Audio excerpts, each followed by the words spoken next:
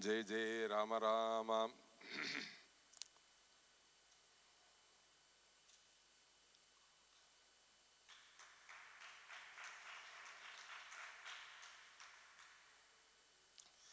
गोपिका जीवन स्मरणं गोविंद गोविंद।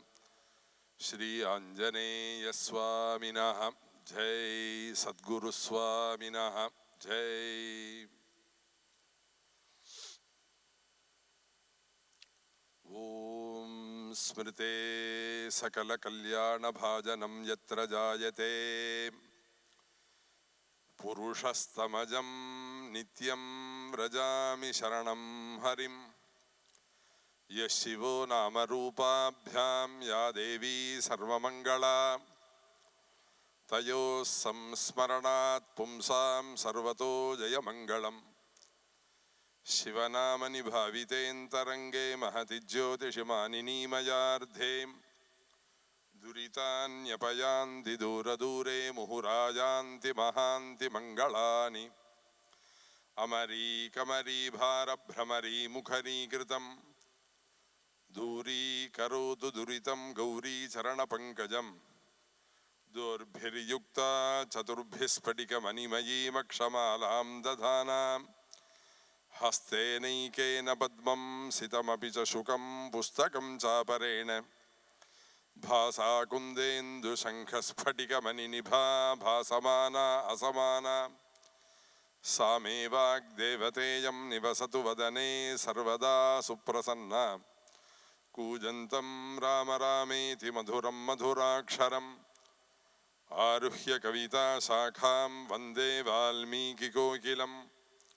यत्र यत्र रघुनाथकीर्तनं तत्र तत्र कृतमस्तकाञ्जलिं बाष्पवारि परिपूर्णलोचनं मारुतिं नमत राक्षसान्तकम्।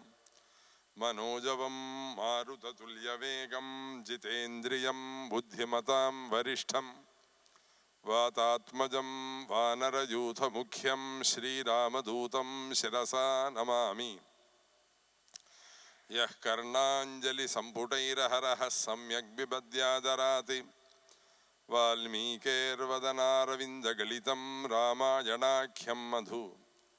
जन्मव्याधिजराविपत्तिमरणैरत्यन्तसोपद्रवम् संसारं सविहाय गच्छति पुमान् विष्णोः पदं शाश्वतं। तदुपगतसमाससन्धियोगं सममधुरोपनतार्थवाक्यबद्धं रघुवरचरितं मुनिप्रणीतं दशशिरसश्च वधं निशामयध्वम्। वैदेही सहितं सुरद्रुमतले हैमे महामण्टपे मध्ये पुष्पकमासने मणिमये वीरासने सुस्थितम्।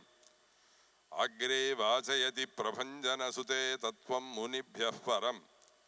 व्याख्यान्तं भरदादिभिः परिवृतं रामं भजे श्यामळम्। नमोऽस्तु रामाय सलक्ष्मणाय देव्यै च तस्यै जनकात्मजायै। नमोऽस्तु रुद्रेन्द्रयमानिलेभ्यो नमोऽस्तु चन्द्रार्कमरुद्गणेभ्यः। धर्मात्मा सत्यसन्धश्च रामो दाशरथिर्यदि पौरुषे च प्रतिद्वन्द्वः शरैणं जहि रावणिं। ध्येयं सदा परिभवग्नमभीष्टदोहं तीर्थास्पदं शिवविरिञ्चिनुतं शरण्यं। भृत्यार्तिहं प्रणतपालभवाब्धिपोतं वन्दे महापुरुषते चरणारविन्दं। भक्तवात्सल्यजलधेः परमानन्दरूपिणः अस्मदाचार्यराजस्य प्रपन्नोऽस्मि पदाम्बुजं। त्र्यम्बकपुराधीशं गणाधिपसमन्वितं गजारूढमहं वन्दे शास्तारं कुलदैवतं। बुद्धिर्बलं यशोधैर्यं निर्भयत्वमरोगता अजाड्यं वाक्पटुत्वं च हनूमत्स्मरणात् भवेत्। दुर्गे स्मृता हरसि भीतिमशेषजन्तोः स्वस्थै स्मृता मतिम् अतीव शुभां ददासि। दारिद्र्यदुःखभयहारिणिका त्वदन्या सर्वोपकारकरणाय सदार्द्रचित्ता। दूरीकृतसीतार्तिः பிரகடீகிருத ராமவைபவஸ்பூர்த்தி தாரிததசமுககீர்த்தி புரதோ மம பாது ஹனுமதோ மூர்த்தி ख्यात श्रीरामदूत पवनतनुभव पिंगलाक्षशिखावानि सीता शोकापहारी दशमुख विजयी लक्ष्मण प्राणदाता आनेता भेषजाद्रेर्लवन जलनिधेर्लंघने दीक्षितो यः वीरश्रीमान् हनूमान् मम हृदि निवसन् कार्यसिद्धिं तनोतु श्रीरामस्य कथा प्रसंग समये वल्मीकजन्मा स्वयं श्रीकृष्णामृतगानवर्ष समये वैयासकिस्सो भवति श्रीपुण्यप्रद भारत प्रवचने व्यासेन तुल्यो गुरुः स्कान्दे स्कन्द समान एव सबभौ योऽनन्तरामो यतिः हरे रामेति कृष्णेति नाम संकीर्तनं सदा लोकक्षेमाय कुर्वन्तं प्रेमिकं सद्गुरुं भजे न जानामि पद्यं न जानामि गद्यं न जानामि शब्दं न जानामि चार्थं चिदेकाषढास्या हृदि द्योतते मे मुखान्निस्सरन्ते गिरश्चापि चित्रम् दुर्वारं द्वादशारम् त्रिशतपरिमिलषष्टिपर्वाभिवीतं सम्भ्राम्यत् क्रूरवेगं क्षणमनुजगदाच्छिद्य सन्धावमानम् चक्रन्ते कालरूपं व्यथयतु न तु मां त्वत्पदैकावलम्बम् विष्णो कारुण्यसिन्धो पवनपुरपते पाहि सर्वामयौघाति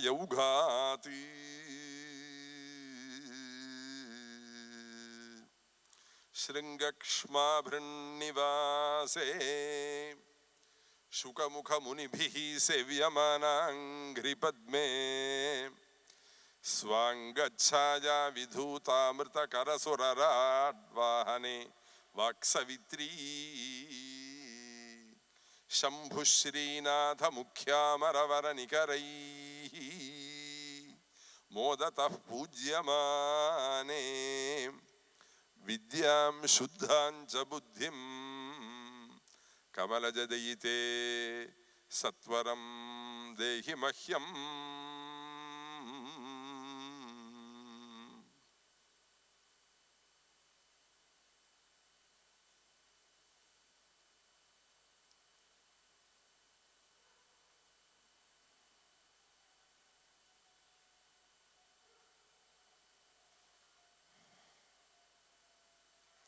சர்வேஸ்வரனாலே சிருஷ்டிக்கப்பட்டதாயுள்ள இந்த கர்ம பூமியில எத்தனையோ ஜென்மாக்களுக்கு மத்தியத்துல மனுஷ ஜென்மாவடைஞ்சு நல்ல சத் சங்கத்துல ஈடுபடக்கூடிய ஒரு பாக்கியத்தை இந்த வீனஸ் காலனி ஆஸ்திக சமாஜம் நமக்கெல்லாம் கொடுத்துருக்கு. அதுவும் இப்ப நவராத்திரி உற்சவம் நடக்கிறது. தை அம்மாவாசையிலேருந்து 9 நாளைக்கு இது நவராத்திரி. இது ஒரு நவராத்திரி. மொத்தம் 4 நவராத்திரி. நம்மலாம் நவராத்திரின்னா ஒரு நவராத்திரி நினைச்சுட்டு இருக்கோம். வருஷத்துல 4 நவராத்திரி இருக்கு. வாராகி நவராத்திரி, ஷியாமலா நவராத்திரி, சரண் நவராத்திரி, இப்படி 4 நவராத்திரி இருக்கு. அதுல நல்ல விஷயங்களை சொல்லக்கூடிய கேட்கக்கூடிய பாக்கியத்தை அடையிறோம். குற்றம்னு ஒன்று உண்டு. அந்த குற்றங்களை சரி பண்ணி கொடுப்பதற்கு தண்டனைன்னு ஒன்று உண்டு. இந்த குற்றத்துக்கும் தண்டனைக்கும் நடுப்புல ஒன்று இருக்கு. அதுக்கு பேர் பாவ மன்னிப்புன்னு பேரு.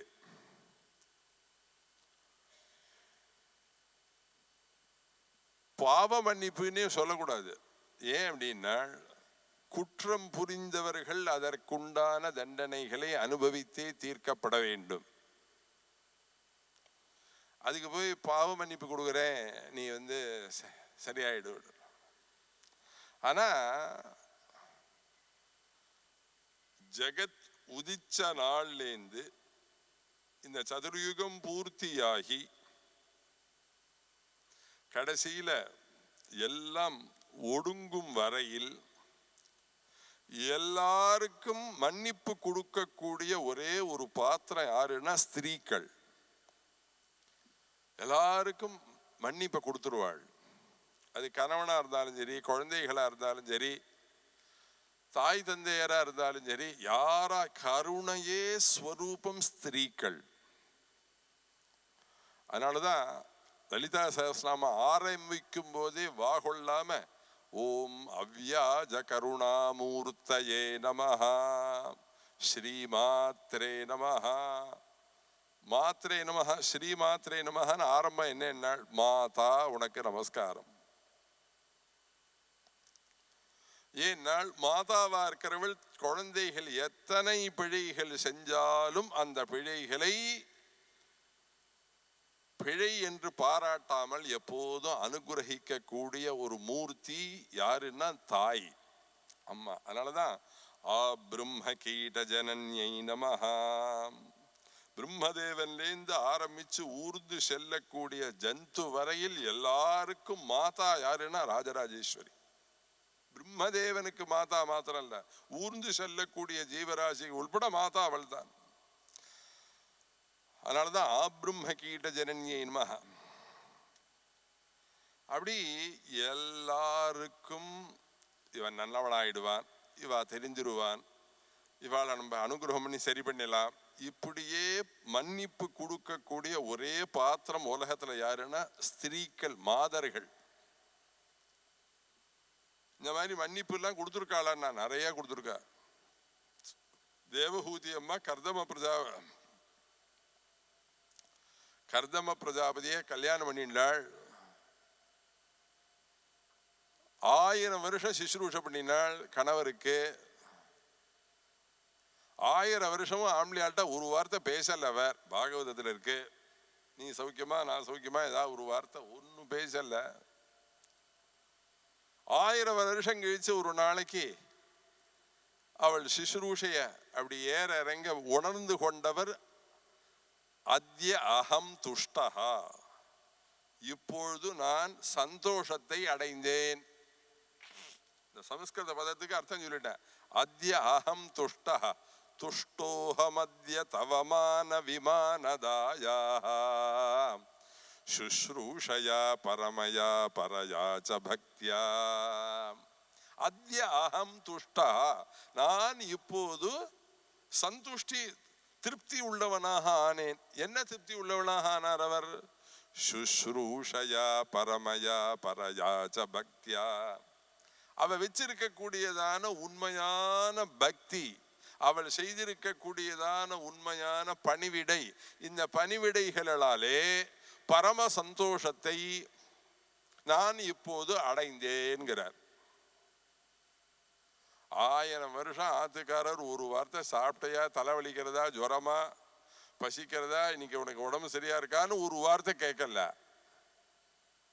1000 வருஷம் கழிச்சு முதல்ல பேசுறார். துஷ்டோஹமத்ய தவமான விமானதாயா சுஷ்ரூஷயா பரமயா பரயா ச பக்தியா.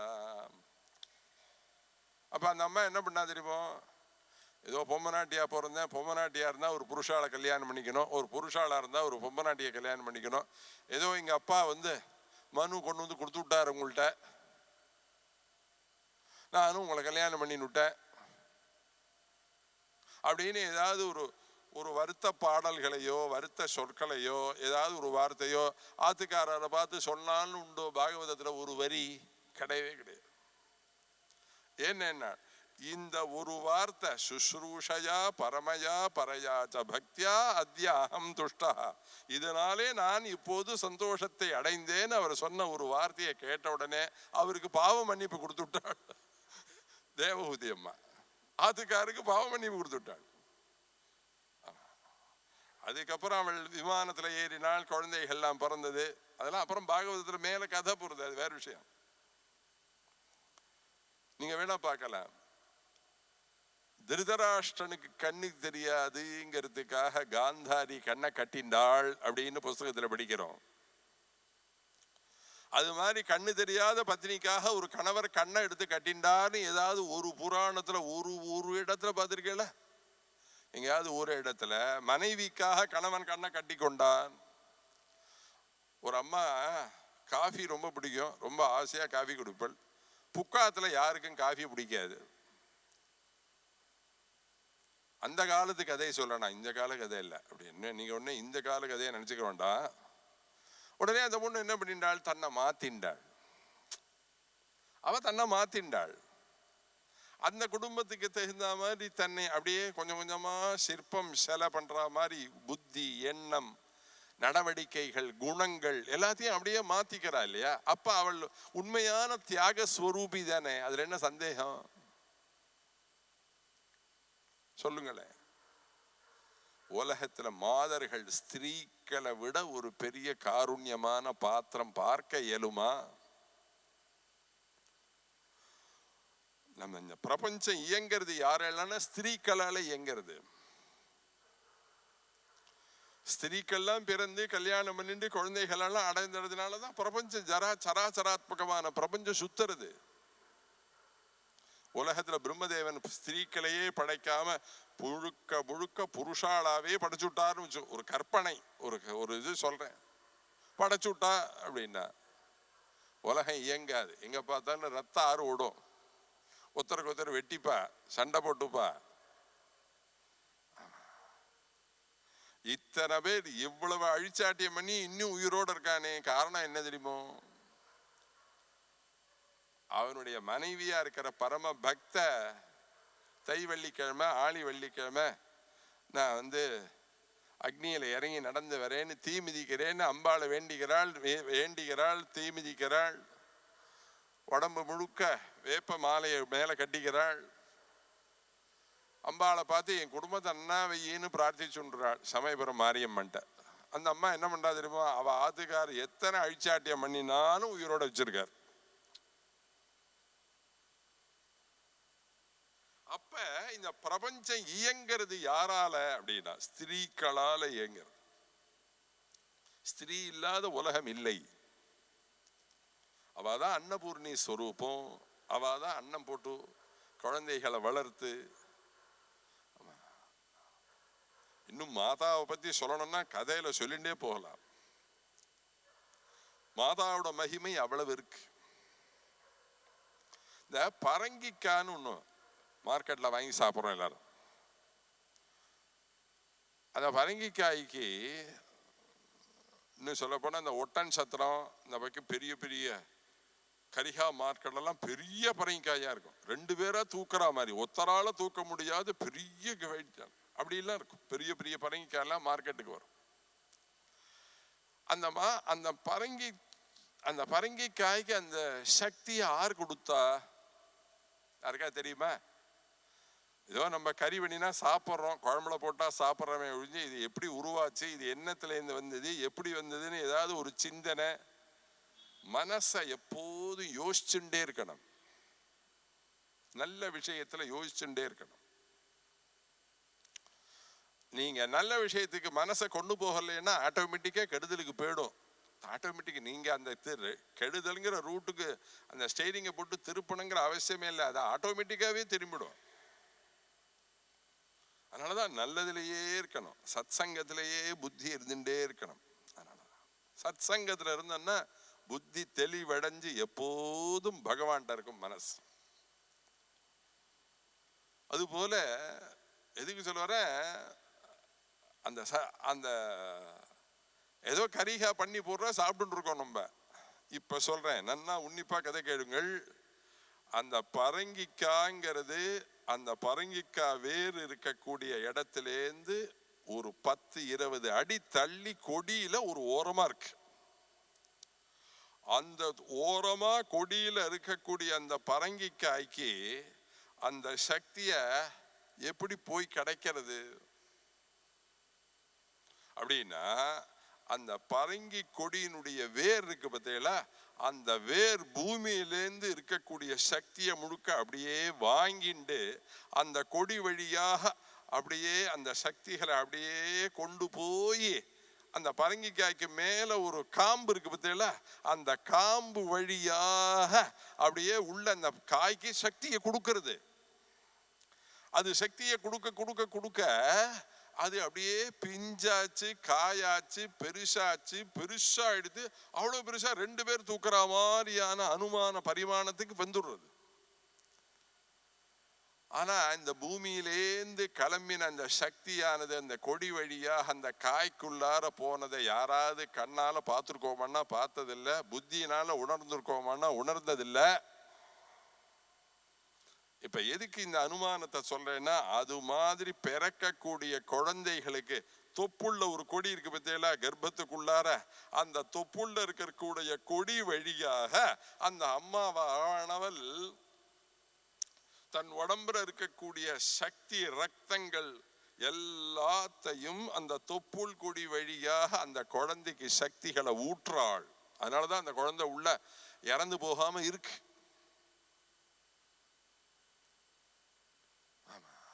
தென்னை மரம் இருக்கு, மேல இருக்கு தேங்காய், கீழே இருக்கு வேறு. இந்த தென்னை மரத்தை எடுத்து தேங்காயை உடைச்சா இளநீ குபு குபு குபு குபுன்னு கொட்டுறது. இங்க கீழே ஊத்தின ஜலம் அதுக்கு எப்படி போச்சுன்னு யாராவது யோசிச்சோமா? இல்ல ஈஸ்வர சக்தி. அதுக்கு ஒரு மார்க்கத்தை பகவான் வச்சிருக்கான். அது உங்க கண்ணுக்கு தெரியாது, புத்திக்கு எட்டாது.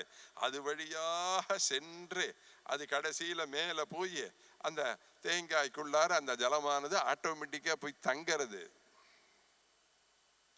அது மாதிரி அம்மா என்ன பண்றாள், கர்ப்பத்துல இருக்கக்கூடிய குழந்தைகளுக்கு அந்த அப்படியே தன்னுடைய ரத்தத்தை அந்த கொடி வழியாக கொடுக்கிறாள், பரங்கி கொடி போல. அது மாத்திரமல்ல, அது அப்புறம் ஜனிச்ச அப்புறமும் ரத்தத்தையே க்ஷீரமாக்கி அந்த குழந்தைக்கு ஊற்றாள் இல்லையா? அதனாலதான் உலகத்துல ரொம்ப தெரிஞ்சிக்க வேண்டியது ஸ்திரீக்களுடைய பெருமைகள். புருஷர்கள் எல்லாரும் ஸ்திரீக்களுடைய பெருமைகளை உண்மையில் உணர்ந்தோமேயானால் உலகத்துல ஒரு கெடுதல் கிடையாது, ஒரு கெட்ட காரியம் வராது. புருஷர்கள் எல்லாரும் உணராததினாலே. ஆமா, பட்டினத்தடிகள் சொன்னார், முந்தி தவங்கிடந்து 300 நாட்சுமந்து அந்திபகலாய் சிவனை ஆதரித்து தொந்தி சரிய பெற்றெடுத்த என் தாயுக்கோர் தழல் மூட்டுவேனே. அவ அம்மாவை பத்தி சொல்றதே சொன்னார். அதுபோல ஸ்திரீக்களுடைய பிரபாவங்களை மனசினால் நாம் உணர்ந்தோமேயானால் அவள்லாம் ராஜராஜேஸ்வரி ஸ்வரூபம் அப்படிங்கிறது நமக்கே உணரும். இப்ப இந்த ஒரு வாரமும் ஏதாவது புது தலைப்புல சொல்லுங்கள் அப்படின்னார். அதனால அது கொடுத்திருக்கிற தலைப்பு முழுக்க முழுக்க புதுமைகளாக பாதிவிரத்திய வைசிஷ்யம். வேற என்ன? பாதிவிரத்திய வைசிஷ்யம், பதிவிரதைகளுடைய பெருமைகள் அப்படிங்கிற விஷயமாக இந்த பிரவசனத்தை ஆரம்பிக்கிறோம். இதுல முதல்ல ஃபர்ஸ்ட் மாதர் மகிமை. ஃபர்ஸ்ட் யார் அப்படின்னா மங்கையர்க்கரசி. மங்கையர்க்கு அரசி, மங்கைனா லேடி, மங்கையர்க்கரசின்னா ஸ்திரீக்களுக்கெல்லாம் தலைவன். மகாதேவன் அப்படின்னு சொல்றோம் அர பரமேஸ்வரனை. மகாதேவன்னா என்ன அர்த்தம்? தேவாகனா தேவர்கள், தேவர்களுக்கெல்லாம் தலைவன் மகாதேவன். புரிஞ்சுங்களா? அதுபோல மங்கையர்க்கரசி. இந்த மங்கையர்க்கரசிங்கிறவள் சோழ நாட்டில் பிறக்கப்பட்ட ஒரு ராஜகுமாரி. அவள் பிறந்தது சோழ நாடு. சோழ நாடுல பிறந்த அவள் பாண்டிய நாட்டுக்கு கல்யாணம் பண்ணி வராள். பாண்டிய நாட்டுல இருந்திருக்கக்கூடிய அந்த ராஜாக்கு பேர் கூன் பாண்டியன்னு பேரு. அந்த பாண்டியனை அவ கல்யாணம் பண்ணிண்டாள். அவ 2 பேரும் ரொம்ப சந்தோஷமாக வாழ்க்கையெல்லாம் வாழ்ந்துட்டு இருந்தார்கள். ஆனா வாழ்ந்துட்டு இருந்த பொழுது ஏதாவது உலகத்துல ஒரு வைசித்திரியம் நடந்துட்டே தான் இருக்கும், நடக்காம இருக்காது. அதுல ஒண்ணு நடந்தது. என்ன அப்படின்னா, திடீர்னு அந்த ராஜாவை ஜெயின மதத்துக்கு மாத்திவிட்டா எல்லாரும் சேர்ந்து. ஜெயின பிக்ஷுக்கள்லாம் வந்து அந்த ராஜாவை ஜெயின மதத்துக்கு மாற்றி கொண்டு போயிட்டார்கள். அவன் ஜெயின மதத்துக்கு அடிமையாக ஆகிவிட்டான் அந்த பாண்டிய ராஜா. ஆனா அவருடைய மனைவியா இருக்கக்கூடியதான மங்கையர்க்கரசி சிறந்த சிவபக்தை, சிவன் மேல அபரிமிதமான பக்தி. அதுவும் சோழ நாடுன்னு கேட்டா நம்ம ஊர்ல தஞ்சாவூர் மாவட்டத்துல சிவபக்திக்கு குறைச்சலா சொல்லுங்க? மகாலிங்கேஸ்வரர் என்ன, ஆதி கும்பேஸ்வரர் என்ன, மந்திரபீடேஸ்வரி என்ன, அந்த பக்கத்துல எவ்வளவு க்ஷேத்திரம் இருக்கு. வேதாரண்யம் என்ன, திருவெண்காடு என்ன, சிவக்ஷேத்திரம். அந்த பக்கம் கும்பகோணம் பக்கம் ஒரு வருஷம் தங்கி அப்படியே தீவிர கோவில்லாம் தரிசனம் பண்ண ஆரம்பிச்சேன்னு வச்சுக்கோங்க. அப்புறம் மெட்ராஸ் பிடிக்காது, பம்பாய் பிடிக்காது, பெங்களூர் பிடிக்காது, அமெரிக்கா பிடிக்காது. இங்கேயே இப்படியே சிவனடியாரா ஒவ்வொரு கோயிலா போயிட்டு வந்தா தேவலாம் அப்படின்னு தோணிடும். அபூர்வமான இப்ப மகா சிவராத்திரி வரப்போறது. மகா சிவராத்திரிக்கு சிவராத்திரி தேப்பெருமாநல்லூர்னு ஒரு ஊர் சிவன் கோவில், கும்பகோணம் பக்கத்துல. பரமேஸ்வரன் அபூர்வமான பரமேஸ்வரன். அந்த கோவிலுக்குள்ளார உள்ள புகுந்து அந்த பரமேஸ்வரனை தரிசனம் பண்ணிட்டு வெளியில வந்து அவளுக்கு மறுபிறப்பு கிடையாது. மறுபிறப்பே இல்லாமல் கொடுக்கக்கூடிய பரமேஸ்வரன் அந்த தேப்பெருமாநல்லூர் பரமேஸ்வரன். ருத்ராட்சத்தாலெல்லாம் சுவாமிக்கு எல்லாம் பண்ணுவாள், பூஜை எல்லாம் பண்ணுவாள், அர்ச்சனை எல்லாம் பண்ணுவாள். இன்னைக்கும் பார்க்கலாம். சிவராத்திரிக்கு சிவராத்திரி ராத்திரி பூஜை பண்ணிட்டே இருக்கிறதே ஒரு பாம்பு ஒண்ணு வருது, சர்ப்பம் ஒண்ணு வருது. அந்த சர்ப்பம் அப்படி அந்த சிவன் கோவிலுக்குள்ளார வந்து அங்க ஒரு பில்வ மரம் இருக்கு. அந்த பில்வ மரத்து மேல ஏறி நின்னுண்டு மெதுவா தன்னுடைய வாயினால 4-5 பில்வ தலத்தை பெரிச்சுண்டு அந்த சுவாமியினுடைய கர்ப்ப கிரகத்துக்கு வரும். எப்படி கர்ப்ப கிரகத்துக்கு வரும்னா நம்மளே மாதிரி வராது. இந்த அபிஷேகம் பண்ற ஜலம் எல்லாம் வடக்கு நோக்கி செல்லும் இல்லவா?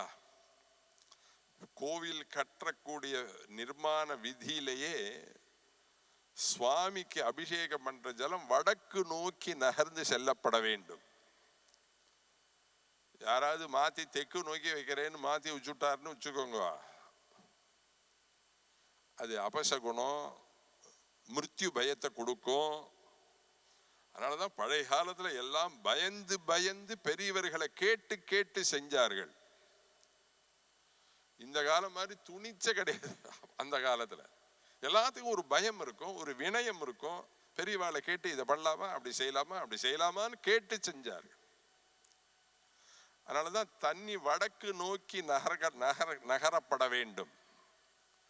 ஷஷ்டபதி பூர்த்தி சதாபிஷேகத்துக்கு தீர்த்தத்தை அபிஷேகம் பண்ணி வச்சா வாத்தியார் சொல்லுவார், அபிஷேகம் ஆனவுடனே வடக்க நகருங்கோம்பர்.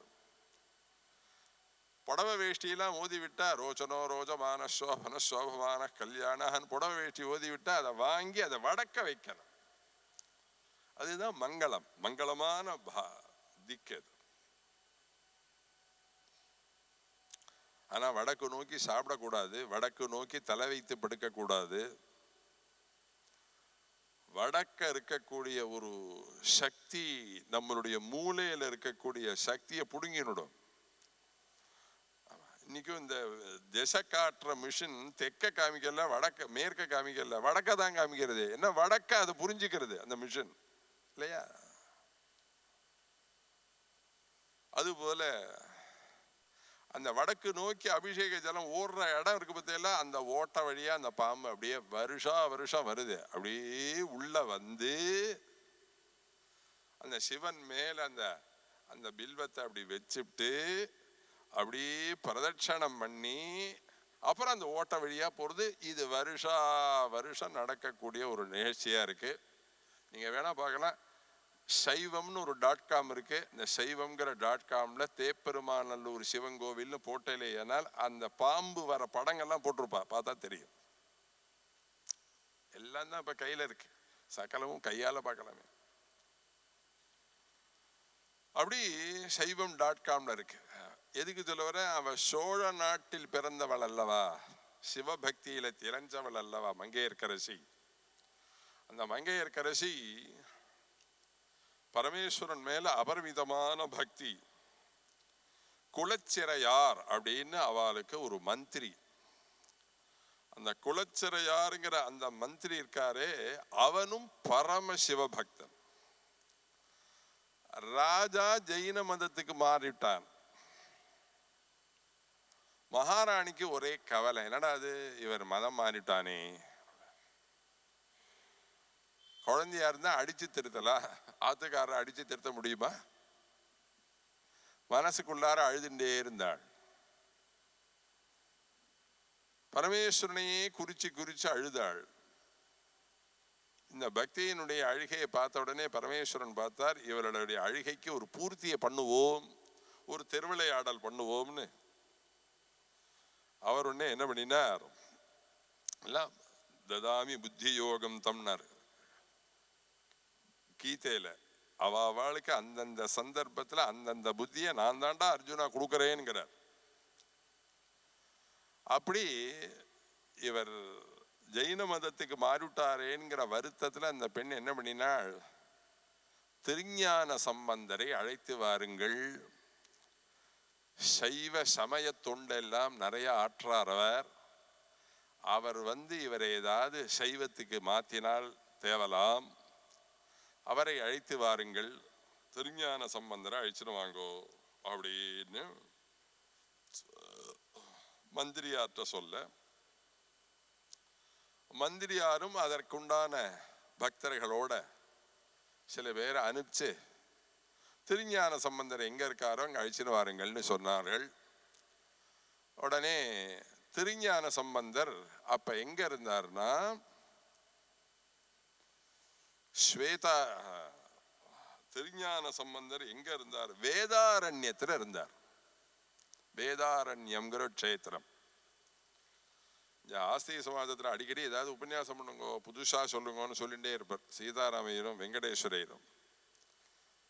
நான் அடுத்த சந்தர்ப்பம் ஒரு சந்தர்ப்பத்துல இந்த மேடையில வேதாரண்ய ஸ்தல மகாத்மியம்ங்கிற தலைப்புல உபன்யாசம் பண்றேன், பல அவசியம் கேளுங்கள். வேதாரண்ய க்ஷேத்திரம் அபூர்வமான க்ஷேத்திரம். அதுக்கு எய்த்தாப்புல இருக்கக்கூடிய சமுத்திரம் இருக்கே, அந்த சமுத்திரம் சமுத்திரம் அல்ல, அது வேத நதின்னு பேரு. அதுக்கு பேரு வேத நதின்னு பேரு. அந்த சமுத்திரத்துல போய் ஸ்நானம் பண்ணினால் எவ்வளவு புண்ணியம்னு சொல்லி மாளாது, அவ்வளவு புண்ணியம். அந்த க்ஷேத்திர மகாத்மியம் ஏன் சொல்றேங்கிறத சொல்லி விடுறேன், அதையும் ஒன்று சொன்னாதானே புரியும். ராமர்ங்கிறவர் வைகுண்டநாதன் மகாவிஷ்ணு ராமராக பிறந்தார். மர்த்தியாவதாரஸ்விக மர்த்திய சிக்ஷணம்னு தன்னை மனுஷனாவே காமிச்சுட்டார், மனிதனாவே வாழ்ந்தார். அப்புறம் அவர் வைகுண்டம் கிளம்பினார். அதுல அந்த ஸ்தல மகாத்மியத்துல ஒரு இன்சிடென்ட் சொல்றேன். ராவணனை வதம் பண்ணினார். ராவணனை வதம் பண்ணினா, ராவணன்கிறவன் யாகெல்லாம் பண்ணினவன், ராட்சசனுக்கு தலைவன் அவன். ஆனா யாகம் பண்ணினவன், அக்னிஹோத்திரம் பண்ணினவன், சாமவேத அத்தியனம் பண்ணினவன், சாமகானத்தால எப்போதும் பரமேஸ்வரனை போட்டு அப்படியே உலுக்கி, இந்த மரம் உழுக்கிற மாதிரி உலுக்கிடுவான். சாமகான பிரியன் பரமேஸ்வரன், சாமகான பிரியா அம்பாள். உடனே ஒரு சாமகானத்தை அப்படியே வீணையை வச்சு ஆரம்பிச்சானே, என்னால் அப்படி தலை சுத்தம் அவருக்கு பரமேஸ்வரனுக்கு. பரமேஸ்வரன் அவரை மாதிரி ஒரு பித்தனை உலகத்திலேயே பார்க்க இயலாது. அவரே தன்னை பித்தன்னு சொல்லியிருக்கார். பித்தா பிறை சூடி பெருமானே அருளாளா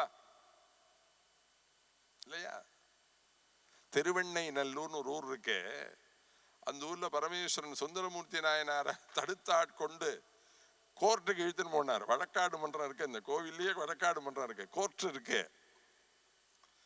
அப்ப பரமேஸ்வரன் ஒரு செருப்பு போட்டுன்னு வந்தார், மரத்தினால ஆன செருப்பை போட்டுன்னு இந்த சுந்தரமூர்த்தி நாயனார் சரித்திரத்துல ஒரு பட்டயத்தை காமிக்கிறார். நீ எழுதி கொடுத்த அடிமை சாசனம், அதுல கீழே பித்தன், இப்படிக்கு பித்தன்னு எழுதி போட்டிருக்கார். தன்னை பித்தன்னு அவரே ஒத்துன்னு இருக்கார் பரமேஸ்வரன்.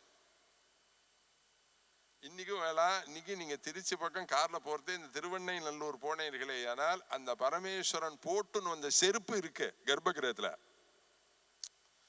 செருப்போட கர்ப்ப கிரகத்துக்கிட்டக்க போய் செருப்பை கயட்டி விட்டு உள்ள லிங்கத்தோட ஒன்றாக ஆனார் அந்த பரமேஸ்வரன். ஆனா அவர் போட்டுன்னு வந்த செப்பல் இருக்கு, அவர் போட்டு வந்த செருப்பு இருக்கு. நீங்க வேணா கர்ப்ப கிரகத்துக்கு போய் தரிசனம் பண்ணா கிட்டக்க அந்த செருப்பை காமிப்பா. சுவாமி முதியவராக வந்த போது போட்டுக்கொண்ட பாதரக்ஷா இது அப்படின்னு காமிப்பார் அந்த அர்ச்சகர். அது போல வேதாரண்யேஸ்வரருக்கு என்ன விசேஷம் ரொம்ப நிறைய இருக்கு, அதெல்லாம் சொல்லி மாடாது. அந்த ராவணனை வதம் பண்ணினான், அந்த ராவணனை வதம் பண்ணின உடனே அவன் யாகெல்லாம் பண்ணினான். அதுல ஏக கலர்புடி இருக்கு ராவண வதத்துக்கு அப்புறம். ராமாயணத்துல ஏக கலர்புடி. எல்லாரும் சமூலமா போயிட்டா, விபீஷணன் ஒண்டிதான் பாக்கி இருக்கான் அந்த குளத்துல. சுவாமி ராமன் விபீஷணனை கூப்பிட்டு ராவணனுக்கு பண்ண வேண்டிய ஈன காரியங்கள் எல்லாத்தையும் செய்வாயாகன்னார். விபீஷணன் பண்ண மாட்டேன்னு விட்டான். ஏன்னு கேட்டார் ராமர். ஐயா அவன் மகாபாவி, அவன் சரீரத்துக்கு போய் சம்ஸ்காரம் ஆகுது, அதெல்லாம் முடியவே முடியாது. ராமர் சொன்னார், மரணாந்தானி வைராணி, உயிர்ல உயிர் இருக்கிற வரியில் தாண்டா கோபம் துவேஷம் சண்டை சச்சரவு எல்லாம். சரீரத்தை விட்டு பிராணம் எடுத்துனா அதுக்கப்புறம் சண்டையும் கிடையாது சச்சரவும் கிடையாது ஒன்றும் கிடையாதுடா. அதனால அவனுக்கு இனி செய்ய வேண்டிய கர்மாக்களை கரெக்டா செய்வாயாக அப்படின்னு பகவான் சொல்லி அதுக்கப்புறம் கர்மா பண்ணினார். சில புராணாந்தரங்கள்ல இருக்கு, ராவணனுக்கு ஆஹிதாக்னி தீட்சிதாளுக்கெல்லாம் பண்ற மாதிரி ராவணனுக்கு அக்னிய மதனம் பண்ணி அதுலேருந்து அக்னியை உண்டாக்கி அதுக்கப்புறம் அவனுக்கு சம்ஸ்காரங்கள்லாம் பண்ணப்பட்டது அப்படிலாம் சொல்லப்பட்டிருக்கு. அதனால யாகம் பண்ணின தீட்சதனா இருந்திருக்கக்கூடிய அவனை ராமர் வதம் பண்ணினதுனாலே பட்டாபிஷேகம்லாம் ஆன பின்பு அந்த ராவணனை வதம் பண்ணின தோஷங்கிற பிரம்மஹத்தி தோஷம் ராமரை விரட்டித்தான், பின்னாடியே வந்துதான். ஒரு தீட்சிதனை கொலை பண்ணின பாவம் பின்னாடியே பிரம்மஹத்தி தோஷம் வந்தது. அப்படி தோஷம் வந்த போது அந்த ராமர் வேதாரண்யத்துல வேதாரண்யத்துல இருக்கக்கூடிய பரமேஸ்வரனை தரிசனம் பண்ணி அந்த வேத நதியில ஸ்நானம் பண்ணி அந்த பிரம்மஹத்தி தோஷத்தை போக்கின்றார்னு வேதாரண்ய ஸ்தல மகாத்மியத்துல அந்த அபூர்வமான விஷயங்கள்லாம் அதுல இருக்கு. அதனாலதான் சொன்னேன், அடுத்த தடவை இங்க இதெல்லாம் உபன்யாசம் பண்ணினா ஏதோ ஒரு சந்தர்ப்பத்துல வேதாரண்ய ஸ்தல மகாத்மியம். ராமாயணம் பாகவதம் கேட்க இனிமையா தான் இருக்கு. இனிமையா இருந்தாலும் இந்த ராமாயணம் பாகவதெல்லாம் சொல்ல நிறைய பேர் இருக்கா. ஸ்தல விஷயங்கள் அந்தந்த க்ஷேத்திரத்துக்கு என்ன மகிமை அதெல்லாம் சொல்றது ரொம்ப துர்லபமா இருக்கு. ஜனங்களும் அதை ரொம்ப ஆசையோட எதிர்பார்க்கிறார்கள், எல்லாரும் சொல்லணும்னு. நிறைய இருக்கு, ஸ்தல மகாத்மியம் நிறைய இருக்கு. அப்பேற்பட்டதான அந்த வேதாரன் திருமறைக்காடு, ஆமா அங்கதான் பாடல்கள் பாடி இந்த கதவு திறந்தது எல்லாம் நம்ம பார்க்கிறோம் புராணங்கள்ல. அந்த ஸ்தலத்துலதான் ஞான சம்பந்த சுவாமிகள் இருக்கார். ஞான சம்பந்த சுவாமிகள் இருக்கிறது ஆச்சரியம் இல்லை. இந்த மதுரையிலேருந்து வரக்கூடிய வீரர்கள் எல்லாரும் ஞான சம்பந்தரை அழைக்கிறதுக்காக வரும் பொழுது ஞான சம்பந்தரோட திருநாவுக்கரசு சுவாமிகளும் அங்க இருந்தார். ஞான சம்பந்தனும் இருந்தார், திருநாவுக்கரசு சுவாமிகளும் அங்க இருந்தா மதுரையிலேருந்து மங்கையர்க்கரசி மகாராணி அமைச்சிருக்கா, உங்களை கையோடு அழிச்சுன்னு வர சொன்னா. ராஜா இந்த மாதிரி மதம் மாறி போயிட்டான், இந்து மதத்தை நிலைநிறுத்துறதுக்கு எவ்வளவு கஷ்டப்பட்டிருக்கா, அந்த காலத்திலேயே அவ்வளவு கஷ்டப்பட்டிருக்கா. நம்ம இன்னைக்கு இந்து மதத்தை நிலைநிறுத்துறது விஷயம் இல்லை. அன்னியிலேந்து சோமநாத கஷேத்திரத்தை இடிச்சு துள்ளிச்சு உடைச்சு எல்லாத்தையும் என்னென்னலாம் பண்ணா சோமநாத கஷேத்திரத்தை. இந்த சோமநாத கஷேத்திரத்திலேருந்து சிவன் சொத்தை கொண்டு போய் வச்ச தேசம் இன்னைக்கு மண்ணோட மண்ணா ஆயிடுச்சு. சோமநாத கஷேத்திரம் பழையபடி உத்தாரணம் ஆயிடுச்சு, பழையபடி ஆயிடுச்சு. சிவன்கிட்ட போய் விளையாட முடியுமா, சாத்தியப்படுமா? அவர் எப்பேற்பட்டவர்? அவர் நம்மள்ட்ட ஒரு கணக்கு தெரியும், அவருக்கு 1000 ஜென்மா கணக்கு தெரியும். பரமேஸ்வரனுக்கு நமக்கு ஒரு கணக்கு தான் தெரியும், அவருக்கு 1000 ஜென்மா கணக்கு தெரியும். அப்படி அந்த வேதாரண்யத்துக்கு அவர்கள் கூப்பிட்ட உடனே ஞான சம்பந்த சுவாமிகள் கிளம்பிவிட்டார். மதுரைக்கு கிளம்புற இந்த ராஜாவை போய் பார்த்து அவனுக்கு நல்லது பண்றேன் அப்படின்னு கிளம்புறார். கிளம்பினா கிட்டக்க இருக்கிற திருநாவுக்கரசு சுவாமிகள் தடுத்தார். போகாதப்பா, நீ சின்ன குழந்தை, ஜெயினர்கள்லாம் ரொம்ப பொல்லாதவர்கள், என்ன பாடா படுத்தினா. அவர் சொல்றார், நான் ஜெயினர்கிட்ட மீண்டு வெளியில வருதே பெரிய ஆதிசங்கர ஜெயினற்ற மாட்டிக்கலையா, ஆதிசங்கரையும் பாடாப்படுத்தி கடைசியில் ஆதிசங்கர் திருச்செந்தூர் போய் முருகனை போய் ஆராதிச்சுதான் அந்த அந்த ஜெயின மதத்திலேருந்து ஏற்பட்ட சிரமத்தை போக்கின்றார். அதனால ஜெயின மதம் மற்றவர்களை கொல்வதற்கு எந்த விதத்திலையும் தயங்காது. நீயோ சின்ன குழந்தாய், உன்னை உயிரோட வைக்க மாட்டாவா, அங்க போனா உயிருக்கு ஆபத்து வந்துடும், நீ எங்க போகாதே அப்படின்னு திருநாவுக்கரசர் ஞானசம்பந்த சுவாமிகளை போகாதீங்கன்னு தடுத்தார். அப்ப ஞானசம்பந்த சுவாமிகள் அப்பதான் சொன்னார், வேயுரு தோழி பங்கன், பரமேஸ்வரனை பத்தி சொன்னார். என் மனசுக்குள்ளார் என் ஹிருதயத்துக்குள்ளார் பரமேஸ்வரன் இருக்கும்போது யார் என்ன பண்ண முடியும்? ஒருத்தரால உன்னை சிவநாமனி பாவிதேந்தரங்கே மஹதி ஜோதிஷிமானி நீமயார்தே துரிதான்யபயாந்தி தூர தூரே முஹுராயாந்தி மகாந்தி மங்களானி. அற்புதமான ஸ்லோகம். சிவபக்தாளை பத்தி சொல்லக்கூடிய ஸ்லோகம். அந்தரங்கே, நம்மளுடைய ஹிருதய கோஷத்துக்குள்ளார ஒரு ரங்கம், ஒரு மேடை. அந்த மேடையில பரமேஸ்வரன் மானினி மயார்தே, அம்பாலோட சேர்ந்தவனாக உட்கார்ந்துட்டு இருக்கான். சிவநாமனி பாவிதேந்தரங்கே, அந்தரங்கே, நான் என்னுடைய அந்தரங்கத்துக்குள்ளார பரமேஸ்வரன் உள்ள உட்கார்ந்துருக்கான். அப்படி சிவனை நான் அனவரதமும் தியானிக்க தியானிக்க என்ன கெடுதல் என்ன பண்ணிடும்? துரிதான்யபயாந்தி தூர தூரே. இந்த பரமேஸ்வரனை ஹிருதயத்துக்குள்ளார நினைக்கக்கூடிய பக்தனுக்கு வரக்கூடிய கஷ்டங்கள் எல்லாத்தையும் பரமேஸ்வரன் அடிச்சு விரட்டுறான். துரிதான்யபயாந்தி தூர தூரே. இந்த ஸ்லோகமாவது ஒரு நாசுக்கா சொல்றது சிவநாம வைபவத்தை. ஆனா அப்பய தீட்சிதர் சொல்லும் போது சொன்னார், மகாதேவ மகாதேவ மகாதேவே தியயந்த்வனி, மகாதேவ மகாதேவ மகாதேவான்னு ஒருத்தன் சத்தம் போட்டானே, ஆனால் அவனை கொண்டு போறதுக்காக யம தர்மராஜாவோ யமனுடைய தூதர்களோ வந்தா தலையில போய் குட்டுவாரா. சிவனுடைய பாரிஷதர்கள் எல்லாரும் என் பக்தன் கிட்ட போறியாடா போவையானுமே இந்த பக்கம் தலை வச்சு பிடிப்பியான்னு தலையில போய் நான் சொல்லல, அப்பே தீட்சர் சொல்றார், மகாதேவ மகாதேவ மகாதேவே தியயந்த்வனி. அப்படி பரமேஸ்வரனை உள்ள நினைக்கிறவாளுக்கு கஷ்டம் வருமா? துரிதான்யபயாந்தி தூர தூரே, தூர தூரே துரிதானி அபயாந்தி, எல்லாத்தையும் வெளியில தள்ளி விடுறது. அப்புறம் என்னாச்சு? துரிதான்யபயாந்தி தூர தூரே முஹுராயாந்தி மகாந்தி மங்களானி. முஹு அடிக்கடி, மங்களானி எல்லாத்தையும், ஆயாந்தி கொண்டு கொடுக்கிறது இந்த சிவநாமம், சிவ தியானம். சிவநாமனி பாவிதேந்தரங்கே.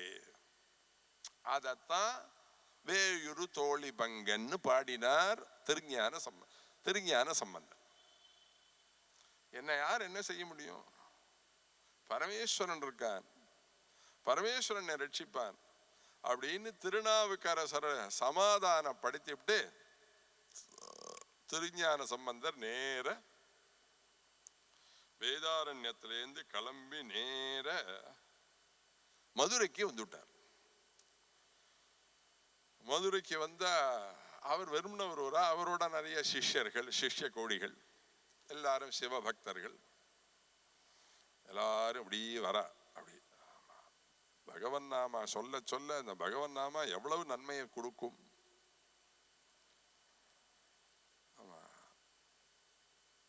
அவினாசின்னு ஒரு க்ஷேத்திரம்.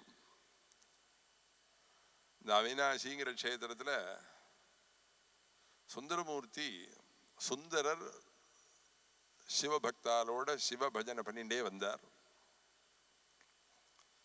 அவர் பஜனை பண்ணிட்டே வரார். வந்தா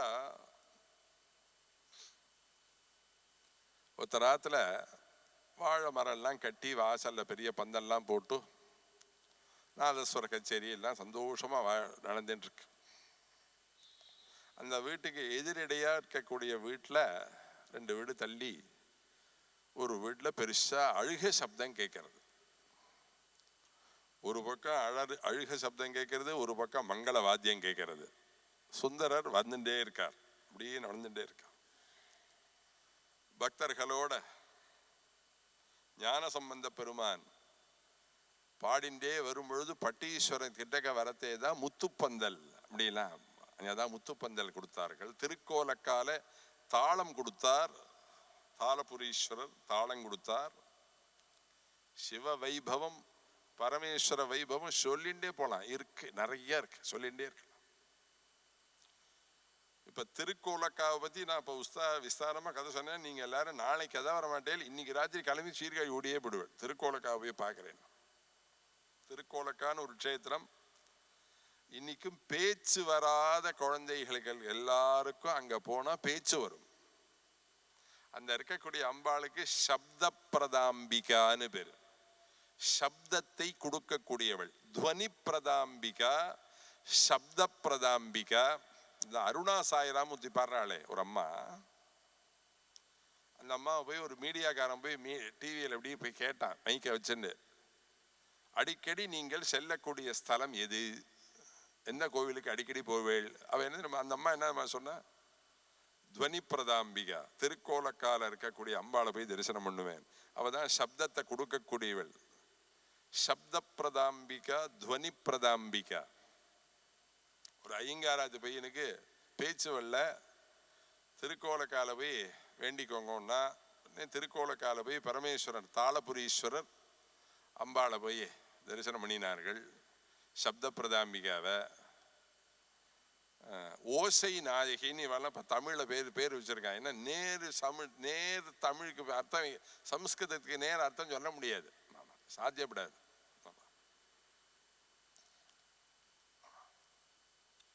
குத்தப்ப காலம்னு ஒரு காலம் இருக்கு சம்ஸ்கிருதத்துல.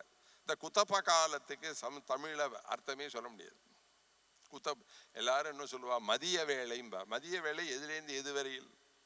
சம்ஸ்கிருதம் அப்படி இல்லை, ஒவ்வொரு 2 மணி நேரத்துக்கு ஒவ்வொரு பேர் வச்சிருக்கு. ஆமா, இது எதுக்கு என்னென்ன, ராத்திரி வேற நிசி வேற. ராத்திரிங்கிறதே சமஸ்கிருத பதம் தான், நிசிங்கிறது சமுதிர பதம் தான், எல்லாமே சமஸ்கிருத பதம் தான். அதனால அந்த அந்த ஐங்காராத்து குழந்தைக்கு பேச்சு வரலன்னு உடனே எல்லாரும் அங்க போக சொன்னார்கள். அந்த அம்பாள் சந்நிதியில போனார்கள். அங்க என்ன பண்ணுவா, தேனை அம்பாளுக்கு அபிஷேகம் பண்ணி அந்த தேனை வழிச்சு ஒரு பாட்டில்ல ஊத்தி இதை தானோ அந்த குழந்தைக்கு நாக்கில தடவுங்கள், பேச்சு வரும்பா. உடனே அந்த நாக்க தடவுவா. ஆனா நம்பிக்கை எல்லாத்துக்கும் முக்கியம். பாரத தேசத்துக்கு எது முக்கியம்னா நம்பிக்கை வேணும். அதனால அம்பாளை போய் பிரார்த்திச்சுட்டு அழுதுன்றாள். அப்ப சொன்னாவா, எங்க ஆத்து குழந்தைக்கு சரியானபடி பேச்சு வந்ததே ஆனால் இந்த இருக்கிற பரமேஸ்வரனுக்கு தாளபுரீஸ்வரன் பேரு, ஞான சம்பந்தருக்கு தாளம் கொடுத்தார். எங்காவது குழந்தைக்கு பேச வந்துடுத்தே, அவ பெரிய பணக்காரா, தனிக்காள். எங்காவது குழந்தைக்கு பேச வந்துடுத்தேயானால் ஸ்வர்ணத்தினால தாளம் பண்ணி வைக்கிறேன், அம்பாளுக்கு கொண்டு வந்து பரமேஸ்வரனை கொண்டு வந்து கொடுக்குறேன் அப்படின்னு பிரார்த்திச்சுண்டா. பிரார்த்திச்சுன்னு கார் எடுத்துன்னு சீர்காழியிலேருந்து சிதம்பரம் வந்து கடலூர் வந்து பாண்டிச்சேரி தாண்டா அந்த குழந்தை பேச ஆரம்பிச்சிருச்சு. அம்மானு கூப்பிடுறது, அப்பான்னு கூப்பிடுறது. நான் ஏதோ கதை சொல்றேன். அன்னைக்கு அவளுடைய மனோநிலை எப்படி இருந்திருக்கும் யோசிச்சு பாருங்க. அந்த சந்நிதிக்கு போன ஒரு 2 மணி நேரத்துல அந்த குழந்தைக்கு பேச்சு வந்துடுது. இந்த குழந்தைக்கு பேச வந்துடுதுன்னு உடனே அவர் என்ன பண்ணாரு தெரியுமா, திரும்பி ஒரு தடவை பண்றதுன்னு ஒண்ணு, செய்யறதுன்னு ஒண்ணு, பண்றதுன்னு ஒண்ணு உண்டாடா, இப்பவே கையோட பண்றேன் பாருன்னு என்ன பண்ணினார், காரை திருப்பினார். காரை அப்படியே நேர திருப்பினார்கள். நேர போய் ஸ்வர்ணத்தினால தாளம் பண்ணி அந்த அம்பாள் சந்நிதியில் கொண்டு போய் வச்சா. இன்னைக்கு வேணா போய் பார்க்கலாம். திருக்கோலக்கான்னு ஒரு க்ஷேத்திரம் சீர்காழி கிட்டக்க இருக்கு. அற்புதமான க்ஷேத்திரம், பார்த்துட்டே இருக்கலாம். கார்த்திகை ஞாயிற்றுக்கிழமை அன்னைக்கு சுவாமி கீர்த்தம் கொடுப்பார். கீழே குளத்துல இறங்கி நல்லா இருக்கும், அற்புதமா இருக்கும். அது போல ஞான சம்பந்த பெருமாள் இந்த சுந்தரமூர்த்தி சுந்தரர் அப்படியே வந்துட்டு இருக்கார். அப்படியே வந்துட்டே இருக்கிறதே இந்த பக்கம் சந்தோஷம், அந்த பக்கம் வருத்தம். அவர் பஜனை பண்ணிட்டே வர்றார். அப்புறம் அவளெல்லாம் கிட்டக்க இருக்கிறவாளெல்லாம் பார்த்தாரு. இவாத்துல சந்தோஷமா இருக்கா, அவாத்துல வருத்தமா இருக்காளே, என்ன விஷயம்? எல்லோரும் இன்புற்றிருக்க நினைப்பதுவே எல்லாமல் வேறொன்றறியேன் பராபரமே. எல்லா சர்வே பவந்து சுகினா. மகாபரிவா கார்த்தால எழுந்தினா அதானே சொன்னார். எல்லாரும் நன்னா இருக்கணும், எல்லாரும் நன்னா இருக்கணும் தானே சொன்னார். அதுதான் மகான்களுடைய லட்சணமும் கூட. எல்லாரும் நன்னா இருக்கணும்னு நினைக்கிறது தான் மகான்களுடைய லட்சணம். உடனே அவ கர்ம வேணா அழறான்னு சொல்லிட்டு போகல. அவர் சுந்தரர் கிட்டக்க இருந்து அவரை பார்த்து, இவாத்துல மாத்திரம் எழுக்க அழுக சப்தம் கேட்கறது, இவாத்துல என்ன சந்தோஷம், ரெண்டையும் விசாரிங்கள்னார். கூட வந்த சிவனடியார்களை அந்த சிவனடியார்கள்லாம் விசாரிச்சார்கள். விசாரிச்ச போது சொன்னா, இவாத்து பையனுக்கு 7.5 வயசாயிடுத்து, குழந்தைக்கு உபநயனம் பண்றா. 7 வயசாகி 2 மாசம் ஆனா கர்ப்பாஷ்டமம். உடனே இந்த குழந்தைக்கு உபநயனம் பண்ணணும் அப்படிதான் சொல்லப்பட்டிருக்கு. கர்ப்பாஷ்டமேஷு பிராமணம் உபநயீதா கர்ப்பைகாதசேஷு ராஜன்யம் கர்ப்பத்வாதசேஷு வைஷ்யம் அப்படின்னா சொல்லப்பட்டிருக்கு. அப்ப இவாத்துல பையனுக்கு உபநயனம் நடக்கிறது. அதனால சந்தோஷமா எல்லாரும் மூலதாளத்தோட சந்தோஷமா வாழறார்கள். அவாத்துல என்ன அழுக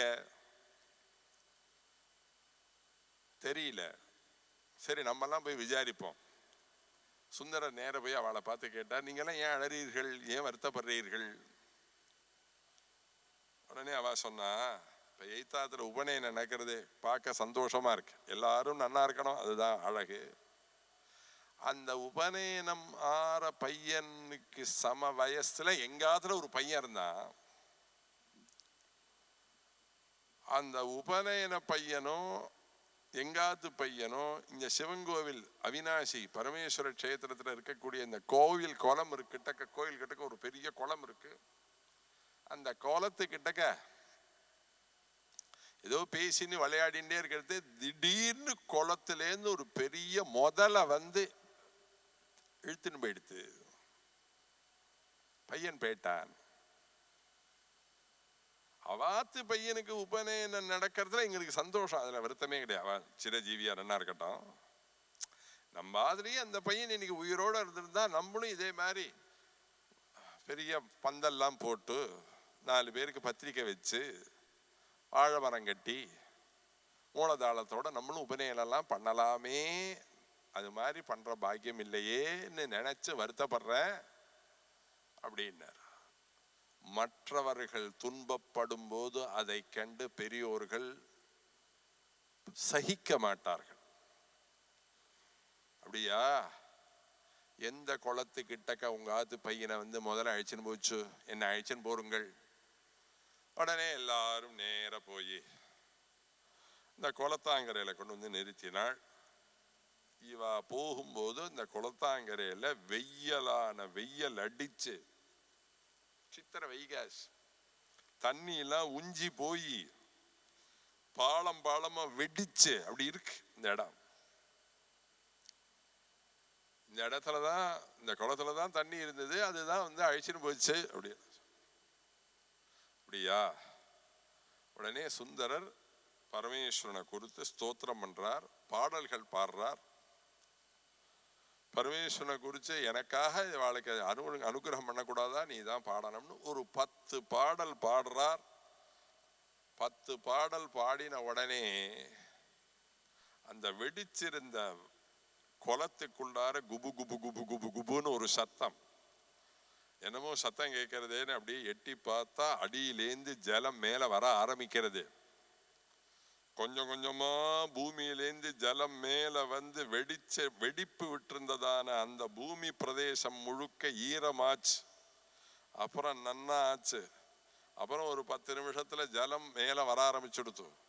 அடுத்த அரை மணி நேரம் 1 மணி நேரத்துல தண்ணி ஃபுல்லா ஆகி அந்த குளம் முழுக்க ஜல சமிருத்தியாக ஆகி அந்த சமிருத்தியாக ஆழின்னு இருக்கிறது. என்னடா அது காஞ்சிருந்ததான குளத்துல இப்படி ஜலம்லாம் வந்திருக்கு, இன்னும் என்னென்ன அதிசயம் நடக்குமோ தெரியலையே அப்படின்னு எல்லாரும் திடுக்கிட்டுண்டே அந்த குளத்தை எல்லாரும் நோக்கி கொண்டிருக்கும் பொழுது அங்க ஒரு அதிசயம் நடந்தது. என்னன்னா, இவர் பாடினார் இல்லையா, பரமேஸ்வரனை கூப்பிட்டு அந்த பக்தனுடைய குழந்தையை நீ அனுகிரகிக்க வேண்டும்னு பாடிருக்காரு இல்லையா. அதுக்காக பரமேஸ்வரன் என்ன பண்ணினார், அந்த இடத்துல ஜலத்தை வரவழிச்சு அதே இடத்துல அதே முதல்ல மேல வந்து முதக்கிறது. அந்த தீர்த்தத்துக்கு மேல மேல முதக்கிறது ஆச்சரியம் இல்லை.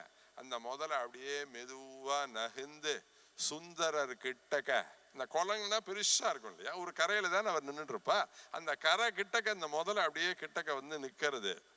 அடாடா முதல்ல வந்திருக்கேன்னு எல்லாரும் பயந்துட்டு திடுக்கிண்டு பார்த்துட்டே இருக்கிறது. இந்த முதல்ல மெதுவா வாயை திறக்கிறது. வாயை திறத்தா அந்த வாயிலேந்து அன்னைக்கு போன அந்த பையன் உயிருடன் திரும்பி வந்தான். இந்த சுந்தரர் பாடின உடனே உயிருடன் திரும்பி வந்தான்.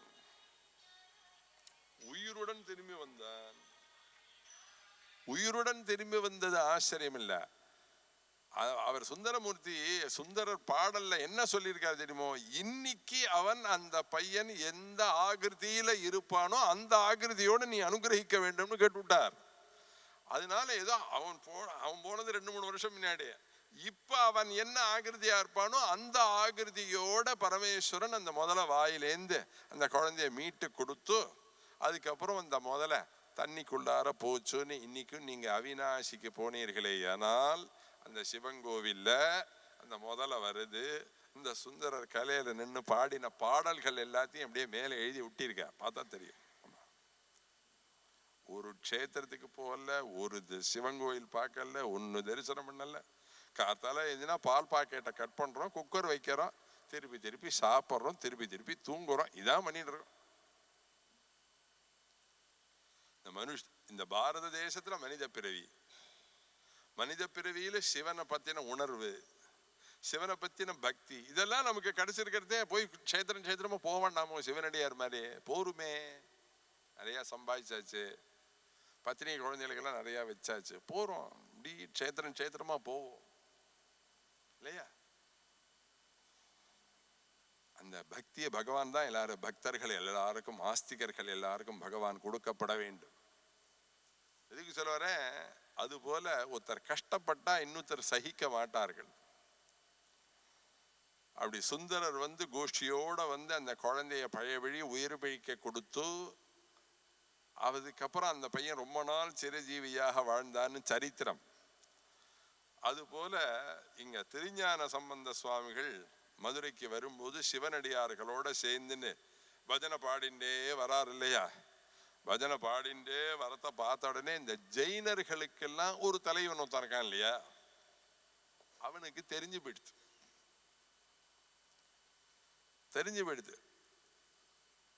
திருஞான சம்பந்தர் வந்துட்டார், சிவமடத்தில் தங்கி இருக்கிறார்.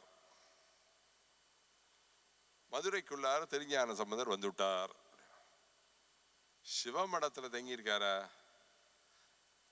திருஞான சம்பந்தர் வந்து ஒரு சமயம் ராஜாவை மாத்தினால் மாத்தி விடுறோ, அவன் பழையபடி சைவ மதத்துக்கு போயிடுவனோ. அவர் திருஞான சம்பந்தர் ராஜா கிட்டக்க வந்தாதானே மாத்த முடியும். ஞான சம்பந்தர ராத்திரியோட ராத்திரியா வதம் பண்ணினாள், என்ன பண்ணலாம்.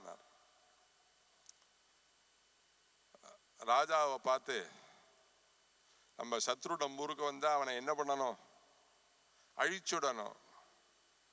ஒரு சத்ரு வந்து சிவமண்டத்துல தங்கி இருக்கான், அக்னி வச்சு அவனை வதம் பண்ணலாம் நினைக்கிறோம், பண்ணட்டமா, பண்ணிடுங்கன்னான் ராஜா.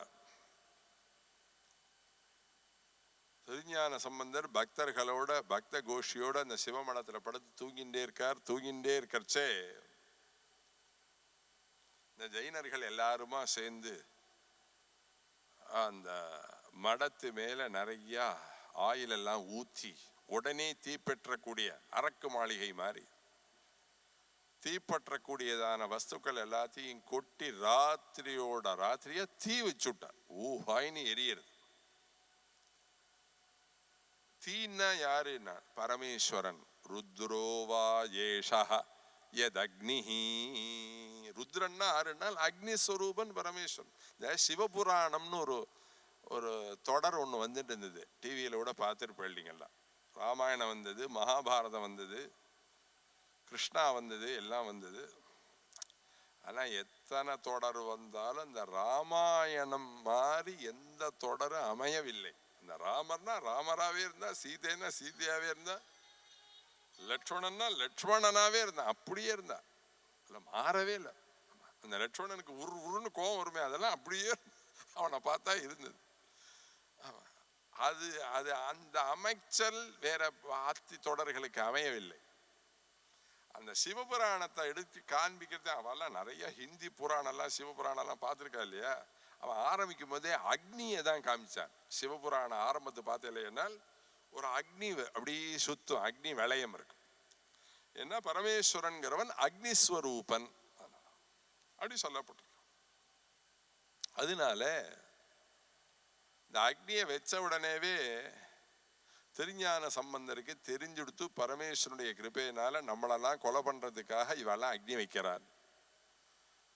கிடுகிடுன்னு என்ன பண்ணினார், கதவை திறந்துட்டார். பக்தர்கள் எல்லாரையும் அழைச்சுன்னு வெளியில வந்தார். அந்த அக்னி கொழுந்து விட்டு எரியறது சிவமடம்.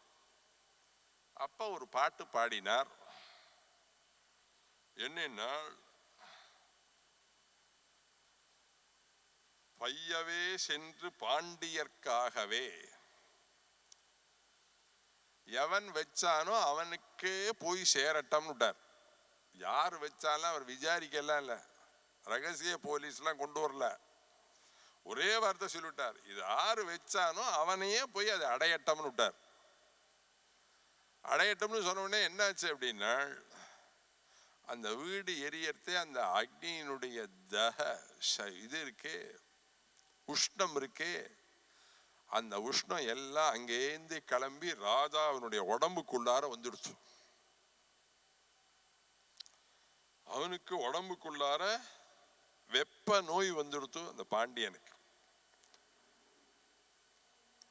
ஜாக்கிரதையா, பிரபஞ்சத்துல யாரையும் ஜாக்கிரதையா நம்ம நடத்தணும். ஒத்தனை அதிகாரமாவோ அகம்பாவமாவோ நம்ம பார்த்தோமே ஆனால் அடுத்த ஜென்மா ஒன்று எடுத்து அவன் நம்மளை அதிகாரமா பார்க்கறதுக்கு நம்மளே ஒரு ஜென்மாவை ஃபிக்ஸ் பண்ணினாப்புல ஆயிடும். அதனாலதான் சமதிருஷ்டி. எல்லாரையும் சமமா, ராஜாவா இருந்தாலும் சமமா இருக்கணும், ஏழையா இருந்தாலும் சமமா இருக்கணும், அரசனா இருந்தானே ஆண்டியா இருந்தானே எல்லாரையும் சமமாக பார்க்கப்பட வேண்டும். அதுதான் ஞானிகளுடைய லட்சணம்.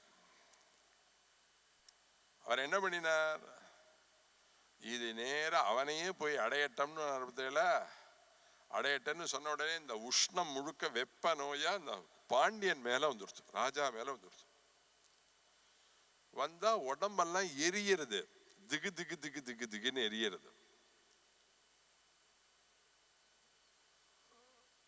2 நாள் 3 நாள் ஆச்சு, துடிக்கிறான். ஒண்ணு தெரிஞ்சுக்கோங்க, நம்ம உடம்புக்குள்ளாரையே பஞ்சபூதம் இருக்கு. இந்த பஞ்சபூதமும் அந்தந்த மில்லி மீட்டர்ல பகவான் நமக்கு கரெக்டா வச்சிருக்கிறதுனால நம்ம எல்லாம் அழகா வெளியில வரோம். உஷ்ணம் இத்தனை %, குளிர்ச்சி இத்தனை %, காற்றுகள் இத்தனை %, ஜலம் இத்தனை %, இதெல்லாம் கரெக்டா வச்சிருக்க. எப்ப பார்த்தாலும் ஜலம் குடிச்சுட்டே இருப்போமா நம்ம? இல்ல. உஷ்ணம் ஜாஸ்தியானா ஜலம் குடிக்கிறோம். நல்ல குளிர் காலத்துல ஐஸ் வாட்டர் எடுத்து யாரா குடிப்பால சொல்லுங்களேன். ஏன்னா எங்க பார்த்தாலும் ஜில்லிப்பு இருக்கு, உடம்பு முழுக்க ஜில்லிப்பு வருது. அதனால இந்த உடம்புக்குள்ளாரே இந்த பஞ்சபூதங்களை பகவான் அந்தந்த மில்லி மீட்டர்ல கரெக்டா வச்சிருக்கிறதுனால நம்ம உடம்பு 80 வயசு இல்லை 100 வயசு இல்லை, உஷ்ணத்தையும் தாங்கிறது, குளிர்ச்சியும் தாங்கிறது, ரெண்டும் இல்லாத நேரத்தையும் தாங்கிறது, சமஞ்சசப்படுத்தி கொடுக்கிறது சரீரம். நான் ஒண்ணு சொல்றேன், பகவான் அனவரது நினைக்கணும்னு சொல்றேனே, இந்த பகவான் நம்மளை வேற விதமா வக்கரமா வச்சுட்டு கிருத்திரிமமான ஒரு அனுகிரகம் பண்றேன்னு இந்த கட்ட விரலை கொஞ்சம் பெருசாக்கிட்டார். இந்த 5 விரல்ல ஒரு விரல் ரொம்ப ஒரு ஒரு ஒரு 4 விரல் நீளமா இருந்ததுன்னா எல்லாருக்கும் நேரம் கையை நீட்டுவோமா? கையை நீட்ட மாட்டோம், துண்டுக்குள்ளார மறைச்சுப்போம். என்ன அது அசிங்கமா இருக்கு வெளியிலன்னு. நம்ம எல்லாரும் மோதிரம் போட்டுக்கிறோம், எல்லாம் போட்டுன்னு வெளியில எல்லாம் வரோம். என்னது, கரெக்டான உருவத்தை பகவான் நமக்கு அனுகிரகிச்சு கொடுத்ததுனாலே நம்ம அழகாக வெளியில தெரிகிறோம். சுவாமி ஏதாவது கொஞ்சம் அப்படியே மாத்தி ஈத்தி தோசையை திருப்புற மாதிரி லேசா திருப்பி விட்டார், ஒன்னும் பண்ண முடியாது, எதுவும் பண்ண முடியாது. அதுக்குத்தான் அனவரதமும் சதா ஜலே ரக்ஷது வாராஹ ஸ்தலே ரக்ஷது வாவனஹ அடவியாம் நாரசிம்ஹஸ்ச சர்வதः பாது கேசவஹ. எப்ப பார்த்தாலும் பகவான் எப்போதும் சர்வகாலமும் நம்ம கிட்ட வந்து ரட்சிக்கணும் ரட்சிக்கணும் ரட்சிக்கணும்னு பிரார்த்திக்கணும். அப்படி சொல்லப்பட்டிருக்கு. அந்த உஷ்ணம் ஆட்டோமேட்டிக்கா இது உள்ளார இவன் சரீரத்துல வந்து எரிஞ்ச உடனே உடம்பெல்லாம் திகு திகு திகு திகுன்னு எரியுறது. பழைய காலத்துல எல்லாம் எண்ணெய் தேய்ச்சி குளிக்கணும்னு சொல்லுவா, பார்த்திருக்கேல? என்ன ஆகும்னா இந்த உடம்புல இருக்கிற உஷ்ணம் ஜாஸ்தியாகி ஜாஸ்தியாகி இந்த நரம்பு மண்டலங்கள்லாம் இருக்கு பார்த்தீங்களா, அந்த நரம்பு மண்டலம்லாம் அழுத்தி இழுக்கி பிடிச்சுன்னுடும் உடம்புக்குள்ளார, அப்படி இழுத்து பிடிச்சுன்னுடும், வேலையே செய்யாது. அப்புறம் என்ன பண்ணணும்னா மேல எண்ணெயை தடவினா ஸ்மூத் ஆயிடும். ஒண்ணுமே வேண்டாம், லேசா கத்தினால அப்படி கையை நறுக்கினுட்டோம், தேங்காய் எண்ணெய் மேசா மேல தடவுங்க, கொஞ்சம் கொஞ்சமா புண்ணு ஆற ஆரம்பிச்சிடும். மகௌஷதி தேங்காய் எண்ணெய், நல்ல நில மகௌஷதி, தேன் மகௌஷதி.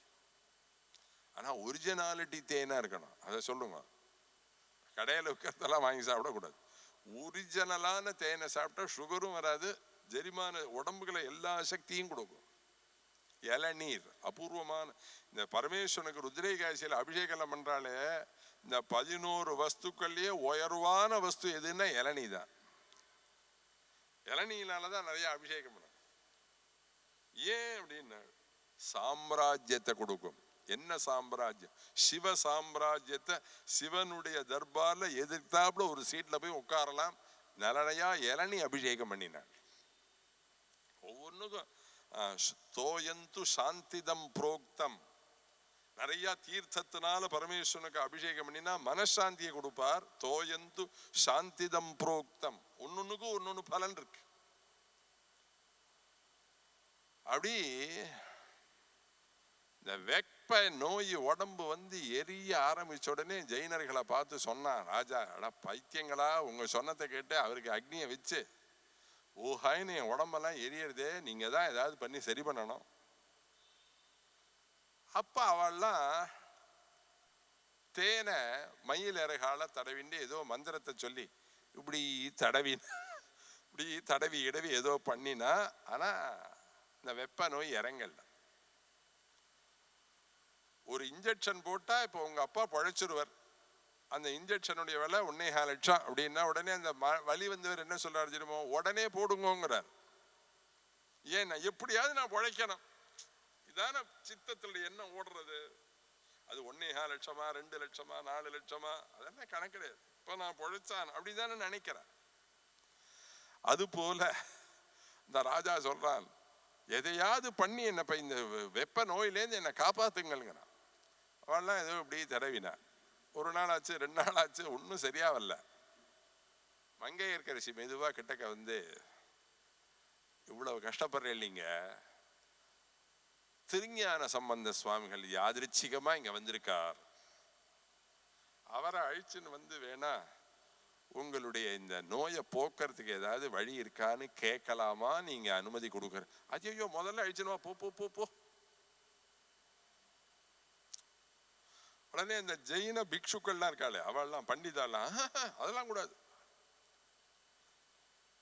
உடனே ராஜா சொன்னா இருக்கட்டும், எப்படியாவது இப்ப இந்த டாக்டர்கிட்ட போய் சரியா கண் ஆபரேஷன் பண்ணினா சரியா சட்டால் என்ன உடனே அடுத்த ஆஸ்பத்திரிக்கு போய் அந்த டாக்டர்கிட்ட போய் கண் ஆபரேஷன் பண்ணிக்கிறா இல்லையா? எதையாவது பண்ணி ஆரோக்கியத்தை ஏற்படுத்திப்போம், கொண்ட சொல்லுங்கள். திருஞான சம்பந்த சுவாமிகள் வரார், ஞான சம்பந்தர் வரார். அவர் வந்து ராஜா அந்த பெரிய கட்டில போட்டிருக்கா, படுத்துட்டு இருக்கார். அப்படியே அக்னியினுடைய ஸ்வரூபம்ங்கிறது கருமை, கருப்பு. அக்னி உடம்புக்குள்ளார வந்துட்டா உடம்பு கருப்பாயிடும். குஹ்யோவா ஏஷோக்னி, நம்மளுடைய சரீரத்துக்குள்ளாரையே குஹ்யத்துக்குள்ளார ஜாடராக்னின்னு ஒரு அக்னி திகு திகு திகு திகுதுன்னு எரிஞ்சுட்டே இருக்கு.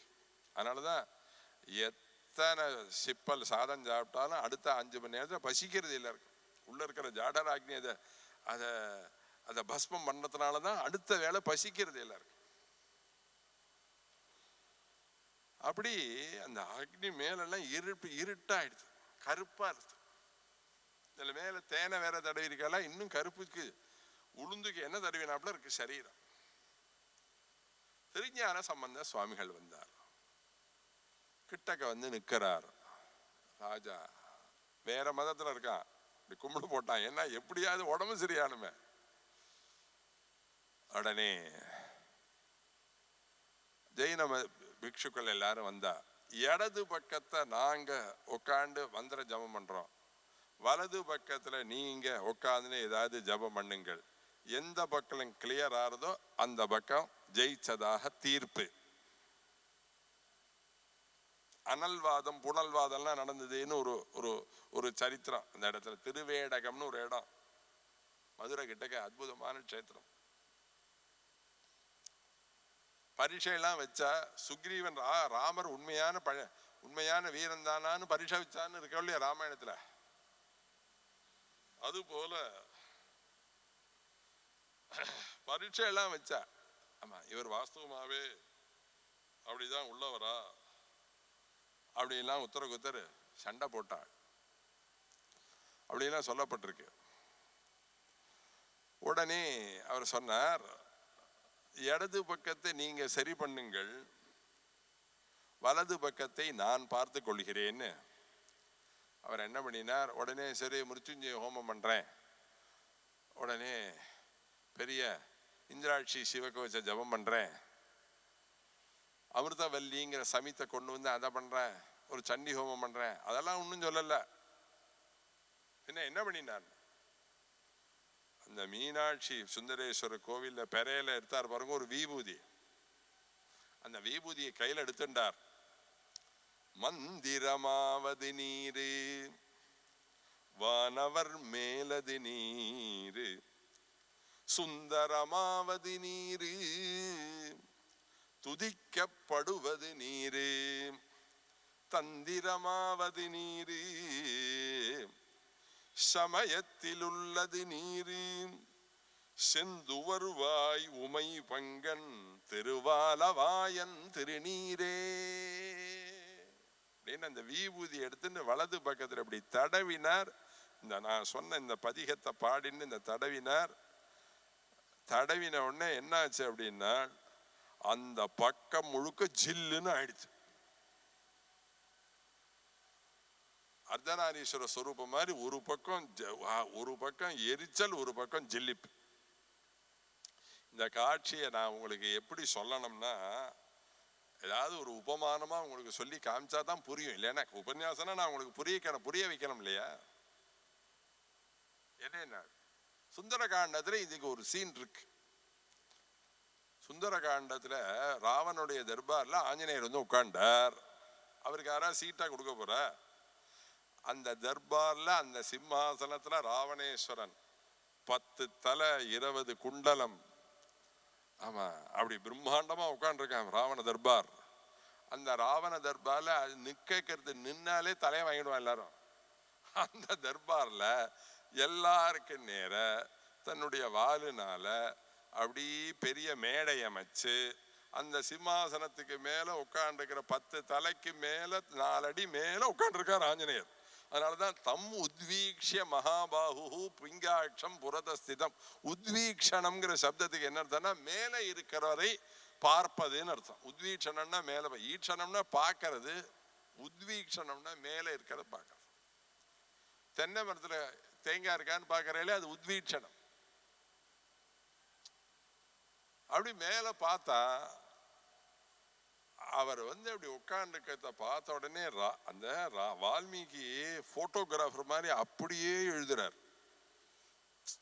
அதுல உள்ளத அப்படியே பார்த்து அப்படியே கரெக்டா எழுதுறார். என்ன எழுதுறார்? சங்காஹதாத்மா தத்யௌசஹ கபீந்திரம் தேஜசாவிருதம். சுந்தரகாண்ட ஸ்லோகம் தான் இது. என்னைநாள் இந்த ஆஞ்சநேயர் இப்படி மேல வந்து உட்கார்ந்த உடனே அப்படி பார்த்தான் ராவணேஸ்வரன். அட படவா, ரத கஜ துரக பதாதி எந்த சேனையும் இல்லை, எந்த பிரம்மாஸ்திரம் வாருணாஸ்திரம் வாயுவாஸ்திரம் ஒரு அஸ்திரம், ஆக்னேயாஸ்திரம் ஒரு அஸ்திரம் இல்லை, கையில ஒரு வில்லு வச்சுக்கல, ஒரு துப்பாக்கி வச்சுக்கல, ஒரு கத்தி வச்சுக்கல, ஒரு கோடாலி வச்சுக்கல, ஒன்னும் வச்சுக்கல, எதுவுமே வச்சுக்காம ஏகாக்கியா ஒரு குரங்கு இந்த ஊர்ல படாத பாடு படுத்தி அப்படி எனக்கு நேரம் எத்தாப்புல உட்கார்ந்துருக்கேன்னு அப்படி பார்த்தா முதல்ல தோல்வியை கண்ட உடனே அந்த அவனுடைய மனசு இடிஞ்சுது. சங்காஹதாத்மா தத்யௌசஹ. இவன் மனசு இப்படி கொஞ்சம் கொஞ்சமா இடியறத அப்படியே வால்மீகி வாட்டுட்டோ அந்த பக்கம் ஆஞ்சநேயரை அப்படியே கேமராவை திருப்பினார். கபீந்திரம் தேஜசாவிருதம். இவனுக்கு இடிய இடிய ஆஞ்சநேயருக்கு தேஜஸ் ஜாஸ்தி ஆயிட்டே போறதா. அப்படியே சொன்னார் அந்த ஸ்லோகத்துல. சங்காஹதாத்மா தத்யௌசஹ கபீந்திரம் தேஜசாவிருதம். இங்க இறங்க இறங்க அங்க ஏறுறது. அது மாதிரி இந்த இடத்துல திருஞான சம்பந்த சுவாமிகள் மந்திரமாவது நீரே திரு ஆலவாயவாயன் திருநீரே. ஆலவாயன் அப்படின்னா என்ன அர்த்தம் தெரியுமோ? நஞ்சுண்டன் அர்த்தம். ஆலகால விஷத்தை கண்ட தேசத்தில் வைத்து கொண்டிருப்பவன். அதனாலே திருவாலவாயன் திருநீரே அப்படின்னு சொல்லி பாடின உடனே இங்க இருக்கிற உஷ்ணம் எல்லாம் இந்த இடது பக்கத்துக்கு ஜாஸ்தி ஆயிடுச்சு. உடனே அந்த ராஜா சொன்னா, பாண்டியா, ஐயோ ஒரு பக்கம் ஜில்லிப்பா இருக்கு, ஒரு பக்கம் ஒரே எரிச்சலா எரியுது, ரொம்ப கஷ்டப்படுறேனே. ஒருத்தர் ஸ்ராத்தத்துல உட்காந்து சாப்பிட்டு இருந்தார். மௌனேன போக்தவியம்னு இருக்கு ஸ்ராத்தத்துல. பேசக்கூடாது, சாப்பிடுறதே பேசக்கூடாது. அந்த சாப்பிட உட்காண்டவருக்கு அன்னைக்கு என்னமோ அந்த ஜலம் ஒத்துக்கல்ல போல இருக்கு, முதுகுலாம் ரொம்ப அரிக்கிறது. அந்த சிராத்தம் பண்ற கர்த்தாவோட பையன் விசிறி எடுத்துன்னு இப்படி விசிறாமத்தையில அந்த விசிறவனை கூப்பிட்டு மௌனமானா இருக்கணும், முதுகு அரிக்கிறது சித்த அப்படியே சித்த இந்த விசிறினால லேசா அப்படியே சித்த 2 கோடு கிழியேன் அப்படின்னார். இவர் எந்த பக்கம் ஜாடா காமிச்சாரோ அதுக்கு அடுத்த பக்கத்துல அவன் வச்சுட்டு விசிறி காம்பாரு அப்படியே உருன்னு இழுத்தான். அவரை சாப்பிட்டு கையால் மீன் வந்தோடனே தடுமாறினார். என்னன்னா, ஒரு பக்கம் எரியறது, ஒரு பக்கம் அரிக்கிறது. ஒரு சரீரம் இருக்க எவ்வளவு பாஞ்ச பௌத்திகமான அந்த சரீரம் ஒரு மனுஷனை எவ்வளவு சிரமப்படுத்துறது பாரு. ஜடபரதர் இந்த சரீரத்தை கசக்கி புழிஞ்ச அடிச்சு துவாச்ச ஒரு லெவலா கொண்டு நிறுத்தினார். அந்த மாதிரி சரீரத்தை கசக்கி புழிஞ்சது நம்ம கண்ணால பார்த்தோம்னா மகாபரிவா அப்படி பண்ணினார். நமக்கு தீர்த்து தாகமா இருந்தா தண்ணி வேணும்னு அப்படியே பாக்கிறோம், வேர்த்தா டேபிள் ஃபேன் இருக்கான்னு பாக்கிறோம், ரொம்ப வெயில் கொடுமையா இருந்தா அக்னி நட்சத்திரம்னா ஏசியை தேடுறோம். ஒரு பெரிய பில்வ மரத்துக்கு அடியில ஒரு சாக்க போட்டுன்னு படுத்துன ஒரு மகான் காஞ்சிபுரம் மகா சுவாமிகள். அவரை மாதிரி நபூதோ நபவிஷ்யதி. இதற்கு முன்னாடி அந்த மாதிரி ஒரு சன்னியாசியை பார்க்க முடியாது, இதுக்கப்புறமும் அந்த மாதிரி ஒரு சன்னியாசியை பார்க்க முடியாது. ஒரு சூரியன், ஒரு சந்திரன், ஒரு சந்திரசேகரேந்திர சரஸ்வதி, ஒரு அனந்தராம தீட்சிதர். அவருக்கு சதிருஷமா இன்னொருத்தர் சொல்ல, அவர் மாதிரி சொல்றேன்னு சொல்லலாமே ஒழிய அவரா ஆகவே முடியாது, சாத்தியமே படாது. அதனால இந்த பக்கம் ஜில்லிப்பா இருக்கு, இந்த பக்கம் ஒரே உஷ்ணம். அதனால அவர் என்ன பண்ணினார், ரொம்ப எரியறதே, சீக்கிரம் ஏதாவது பண்ணுங்கொள்ள. உடனே மங்கையர்க்கரசியார் கிட்டக்க வந்து, இந்த பக்கமும் ஞான சம்பந்த சுவாமிகள் தடவி உங்கள் வெப்ப நோயை சரி பண்ணினாரேயானால் நீங்கள் சைவ மதத்துக்கு திரும்புவீர்களான்னு சரியான டயத்துல சரியான அஸ்திரத்தை கொண்டு வந்து நிறுத்தினாள். இதுக்காக தானே அவர் அழிச்சுன்னு வந்திருக்கா அந்த அம்மா. நான் எதை வேணாலும் பண்றேன், சைவ மதத்துக்கு கோயில் வேணாலும் கட்டுறேன், என்னை எப்படியாவது காப்பாத்துங்கள் கதறான் ராஜா. உடனே வலது பக்கம் நின்று இருக்கக்கூடிய திருஞான சம்பந்த சுவாமிகள் அப்படியே பிரதட்சணமா இடது பக்கத்துக்கு வர சொல்லி அவர் கையில வச்சுட்டு இருக்கிற அந்த இன்னைக்கும் மதுரையை போனா சுந்தரேஸ்வரர் மீனாட்சி கோயில்ல அந்த பெறை இருக்கு, ஞான சம்பந்த சுவாமிகள் விபூதி எடுத்துட்ட பெறைன்னு போட்டிருப்பா மேல. ஞான சம்பந்த இன்னைக்கும் சொல்றேன், துவாதசாந்த ஸ்தானம் அப்படின்னா என்னன்னா சமாதி சுஷுப்தி இப்படிலாம் சொல்றேன் இல்லையா, 6 நிலையை சொல்றேன். இந்த 6 நிலையை தாண்டி உள்ளுக்குள்ளார 6 நிலை இருக்கு.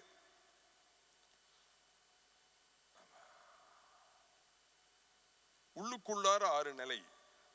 அந்த 6 நிலை வெளியில இருக்கிற 6 நிலை மொத்தம் எல்லாமே சேர்த்தா 12. அந்த துவாதசாந்த ஸ்தானம்னு யோகிகள் எல்லாரும் உள்ளுக்குள்ளாரே போய் அந்த 12வது இடத்தையும் தாண்டி போய் அந்த பரபிரம்ம ரூபினியான ஒருத்தர் அம்பாளை பார்க்கறாலே, அது காஞ்சிபுரம் காமாட்சி இல்ல, காசியில் இருக்கிற விசாலாட்சி இல்ல, அந்த துவாதசாந்த ஸ்தானத்துல பிரகாசிக்க கூடியவள் மதுரை மீனாட்சி. துவாதசாந்த ஸ்தானம்ங்கிற பெருமை உடையவள் மீனாட்சி உண்டிதான். அந்த அந்த பெருமை யாருக்கும் கிடையாது. துவாதசாந்த ஸ்தானங்கிறது மீனாட்சிக்கு தான். அதனால நான் எதை வேணாலும் பண்றேன் பண்ணுங்கன்னு உடனே அப்படி இப்படி வெளியில வந்து திரும்பி பரமேஸ்வரன் சுந்தரேஸ்வர மனசால நினைச்சுண்டு இடது பக்கத்துலையும் இப்படி தடவினார் பாருங்க. ஆறு ஞான சம்பந்த மூர்த்தி அப்படியே வந்து அப்படி தடவினார். தளம்பின அடுத்த க்ஷணம் அந்த உடம்புல இருக்கிற வெப்ப நோய் முழுக்க போயிடுச்சு. வெப்ப நோய் போனது ஆச்சரியம் இல்லை. அவன் கூன் பாண்டியன்னு ஒரு மாதிரியா குனிஞ்சவனா இருந்தான். இவரோட ஞான சம்பந்தர் விபூதி இட்ட அடுத்த க்ஷணமே அவனுக்கு அந்த கூணும் போயிடுத்து, அந்த வியாதி, அந்த கூண்கிற வியாதியும் போயிடுத்து, உடம்புல இருக்கிற வெப்ப நோயும் போயிடுத்து. அதனாலதான் வேதமே சொல்றது, அயம் மே ஹஸ்தோ பகவானே. இந்த வேதம் சொல்றது இது கையின்னு சொல்றோம், இது கையின்னு நம்ம சொல்றோம். ஆனா இது கை இல்ல, இது பகவான்.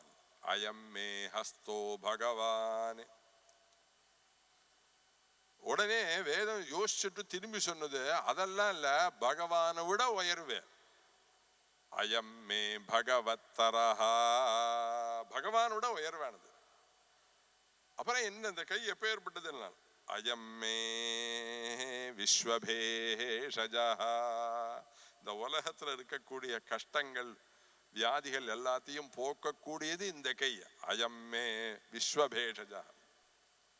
என்னத்தினால இந்த பெருமை இந்த கைக்கு கிடைக்கிறது என்றால் சிவாபிமர்சனா. அந்த பரமேஸ்வரனை தொட்டு பூஜை பண்ணி அபிஷேகம் பண்ணி கையால் எடுத்து அப்படி தொடச்சு சந்தனம் இட்டு குங்குமம் இட்டு கையால தொடர மொழியோ. அயம் மே விஸ்வபேஷஜோயகும் சிவாபிமர்சனா. பரமேஸ்வரனை தொடரத்தினால இந்த கைக்கு பெருமை. அதுதான் ஆச்சாரியெல்லாம் அர்ச்சனை பண்றதே பாருங்க எப்படி இருக்கு பாருங்க. புஷ்பம் மாதிரி கையே புஷ்பம், அதுல ஒரு புஷ்பம், அந்த புஷ்பத்தை அம்பாள் சரணத்துல ஒரு புஷ்பம் அப்படி போய் விழுறது. பார்க்க பார்த்துட்டே இருக்கணும். பூஜையெல்லாம் சந்திரமௌழி ஈஸ்வர பூஜை, அது சிருங்கேரி மடமா இருக்கட்டும் காஞ்சிபுரம் மடமா இருக்கட்டும், இந்த பூஜையை போய் பார்த்தாதான் நான் சொல்ற அனுபவம் எல்லாம் புரியும். நம்ம புஷ்பம் போடுறோம், அவசரமா போடுறோம். புஷ்பத்துக்கு சுமனஸ்ன்னு பேரு, நம்ம ஹிருதயத்துக்குள்ளார இருக்கிறதுக்கு மனசுன்னு பேரு. ஆச்சாரியெல்லாம் அர்ச்சனை பண்ணும்போது இந்த சுமனஸ்ஸாகிற புஷ்பத்தை எடுத்து இந்த ஹிருதயத்தை நேர வச்சுண்டு இந்த சுமனசோட என் மனசையும் உன் சரணாரவிந்தத்துல வச்சேன்னு அப்படி புஷ்பத்தை எடுத்து ஹிருதயத்துக்கு நேர வச்சுன்னு அப்புறம் சிவனுடைய காலடியில போடுவார்கள். நம்ம எல்லாம் இப்படியே போடுறோம். வயலுக்கு யூரியா தெளிக்கிற மாதிரி இப்படி போடுறோம். அப்படி போடக்கூடாது. ஒன்னையும் அதனுடைய உட்கருத்து தெரிஞ்சு வழிபடுதல் வேண்டும். அதனுடைய மகாத்மியம், அதனுடைய மகத்துவம், அது என்ன, அது எப்படின்னு தெரிஞ்சு பூஜை பண்ணினா அது இன்னும் ஸ்லாக்கியம், ஸ்லாக்கிய தரம், ஸ்லாக்கிய தமம் மேல வந்து உடனே அவனுக்கு இருக்கக்கூடியதான நோயை முழுக்க போக்கின உடனே அவ எல்லாரும் சொன்னாள், இல்ல இல்ல இவர் ஏதோ மாயாஜால் பண்ணிட்டார், மாயாஜால் பண்ணிட்டார். உடனே அப்ப கிட்டக்க இருக்கிற ஞான சம்பந்த சுவாமிகள் எல்லாரும் சொன்னாள், அதெல்லாம் கிடையவே கிடையாது, ஒரு மாயாஜாலமும் கிடையாது. பரமேஸ்வரனை பூஜை பண்ணி பூஜை பண்ணி பூஜை பண்ணி பூஜை பண்ணி அந்த லெவலுக்கு ஆயிட்டாரவர். அதனாலதான் பக்தஸ்ய வசகோ பிரம்மா, பக்தஸ்ய வசகோ ஹரிஹி, பக்தஸ்ய வசக சம்பு, சக்திஹி பக்தவசானுகா அப்படின்னு அம்பாளோ பகவானோ எல்லாம் கட்டுப்பட்டவனாக நிற்கிறான். உடனே அவ சொன்னா, இந்த நதி ஓடுறது நாங்க ஒன்னு சொல்லி ஒரு ஓலையை தூக்கி தண்ணியில போடுறோம்.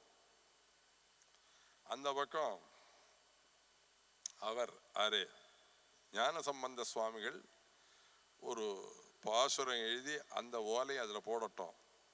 இப்ப மேற்கிலேந்து கிழக்க நோக்கி தண்ணி ஓடினா அதுக்கு நதின்னு பேரு, கிழக்கிலேந்து மேற்கு நோக்கி ஜலம் ஓடினா அதுக்கு நதம்னு பேரு.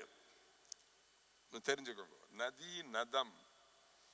ஆமா, இன்னும் சொல்ல போனா நம்ம கும்பகோணம் தாண்டி கஞ்சனூர்ல இருக்கக்கூடிய காவேரி வடக்கு நோக்கி ஓடுறது, கச்சத்யுத்தரவாகினி. வடக்கு நோக்கி போகக்கூடியதான அந்த ஜலத்துல இறங்கி ஸ்நானம் பண்ணினால் அசீதி கிருஷ்ண பலதா, 80 கிருஷ்ணாதரணம் பண்ணின புண்ணியம். அதனாலதான் வடக்கு நோக்கி போற கங்கை காவேரி எங்க இருக்குன்னு ஓடி போய் ஸ்நானம் பண்ணுவா. அதனால அந்த தண்ணியில இருந்து ஒரு ஓலையை தூக்கி போட்டோமே, ஆனால் அந்த தண்ணி எந்த வாகுல போறதோ அந்த வாகுல தான் அந்த ஓலையானது போகும். அதுதான் இயல்பு. அப்ப அவன் சொன்னா, இந்த ஞான சம்பந்த மூர்த்திக்கு வாஸ்துவமாவே சக்தி இருந்ததே எனால் அந்த தண்ணியை எதிர்த்துண்டு போகணும். இந்த ஓலை போச்சே ஆனால் அவரை நாங்க உயர்வுன்னு ஒத்துப்போம், இல்லைன்னா நாங்க ஒத்துக்க மாட்டோம், இது ஏதோ மாயாஜால வேலை. ஞான சம்பந்த சுவாமிகள் சொன்னார், வேஷா நீ என்ன பண்றீங்க நான் ஒத்துக்கிறேன், இப்ப நீ வேணா எழுத ஒரு ஓலையை போடன்னார். அவமோ அஸ்தீதி நாஸ்தீதி ஏதோ ஒரு சமஸ்கிருதத்துல ஒரு ஸ்லோகம் எழுதி அந்த ஓலைய இந்த நதியில போட்டான்.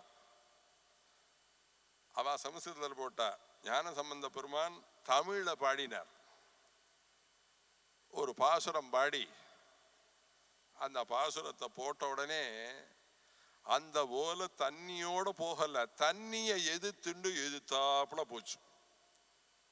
எல்லாரும் காமிச்சா, தபார் ஞான சம்பந்த சுவாமிகள் சொன்ன ஓலை தண்ணியை எதிர்த்தாப்புல போறது. அப்ப சொன்னாமா, இதுவும் ஏதோ மாயாஜால வேலையா இருக்கு, இப்ப போனத்தை திரும்பி கொண்ட சொல்லுங்கள், அந்த ஏடை திரும்பி கொண்ட சொல்லுங்கள்னால் திருப்பி ஒரு பாட்டு பாடினார் ஞான சம்பந்த சுவாமிகள். உடனே அந்த தண்ணியில மேற்கு நோக்கி தண்ணியை எதிர்த்துண்டு கப்பல் மாதிரி போன அந்த ஓலையானது திரும்பி நேர கடைக்கு வந்து இறங்கிட்டு, உடனே எல்லாரும் போய் அந்த ஓலையை எடுத்து பார்த்தார்கள். அதுல அவர் எழுதினது, வாழ்க அந்தனர் வானவர் ஆனினம், வீழ்க தன்புணல் வேந்தனும் ஓங்குக, ஆழ்க தீயது எல்லாம் அரண் நாமமே சூழ்க, வையகமும் துயர் தீர்க்கவே. இந்த பாடலுக்கு நான் அப்ப அர்த்தம் சொல்லணும்னா 2 மணி நேரம் சொல்லலாம், அவ்வளவு இருக்கு. வாழ்க அந்தனர் வானவர் ஆனினம் பாடல்லாம் அவ்வளவு அழகு. உலகத்துல இருக்கிற எல்லா பிராமணாலும் நன்னா இருக்கணும். வாழ்க அந்தனர். என்னத்தினால பிராமணா நன்னா இருக்கணும் சொன்னார்னு சொல்றேன். அவெல்லாம் யாகம் பண்றவ. அவ யாகம் பண்ணினாலேயானால் யஜ்ஞாத் பவதி பர்ஜன்யா. யஜ்ஞத்தினாலதான் மழை, மழையினாலதான் உலக சுபிட்சம். அதனால அவர் என்ன சொன்னார்? யாகம் பண்ணக்கூடிய நெறி தவறாத அந்தணர்கள் எல்லாரும் வாழப்பட வேண்டும், ராஜாக்கள் எல்லாரும் வாழப்பட வேண்டும்.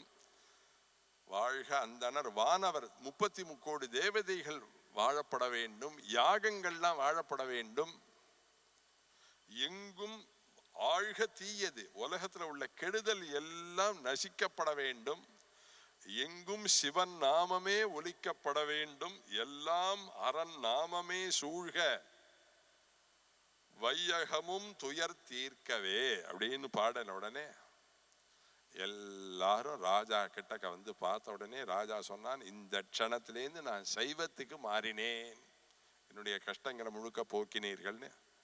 ஞான சம்பந்த சுவாமிகளுடைய திவ்ய சரணாரவத்தத்தில் விழுந்து எல்லாரும் ஞான சம்பந்த சுவாமியை பார்த்து சந்தோஷப்பட்டு, இந்த பரமேஸ்வர கிருபையினால இத்தனை பண்ணினாரே இவர்னு எல்லாரும் அந்த மதுரை எம்பதியில திருவேடகம்னு இன்னுக்கும் அந்த துறையெல்லாம் இருக்கு, அந்த ஏடு ஏறி வந்த இடங்கள்லாம் இருக்கு.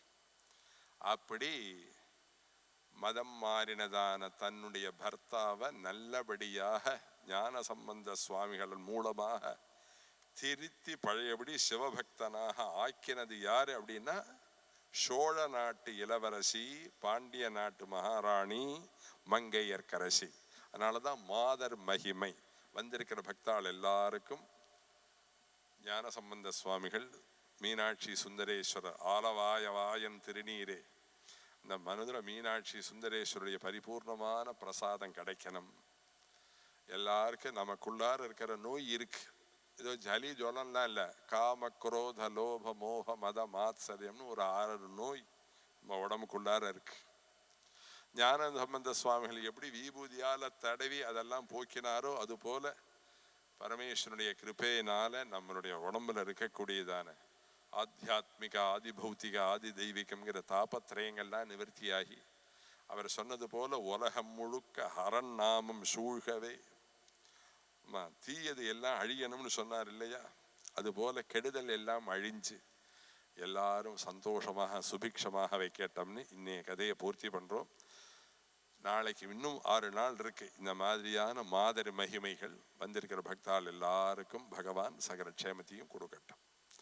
ஐகிரி நந்தினி நந்தித மேதினி விஸ்வ வினோதினி நந்தனுதே गिरिवर विंध्य शिरोधि निवासिनि विष्णु विलासिनि जिष्णुनुते भगवति हेशिति कंठ कुडुंबिनि भूरि कुडुंबिनि भूरि कृते जय जय हे महिषासुरमर्दिनि रम्यकपर्दिनि शैलसुते कल्याण रूपाय कलौ जनानां कल्याणदात्रे करुणा सुधाब्धे कंवादि दिव्यायुध सत्कराय वातालयाधीश नमो नमस्ते नारायण नारायण नारायण नारायण नारायण नारायण नारायण नारायण नारायण नारायण नारायण नारायण नारायण नारायण जानकी स्मरणं जय जय राम राम हर हर नमः पार्वती पतये हर हर महादेव गोपिका जीवन स्मरणं गोविंदा गोविंद श्री आंजनेय स्वामिनः जय सद्गुरु स्वामिनः जय स्वस्ति प्रजाभ्यः परिपालयन्तां न्याय्येन मार्गेण महीं महिषाः गोब्राह्मणेभ्यः शुभमस्तु नित्यं लोकाः समस्ताः सुखिनो भवन्तु।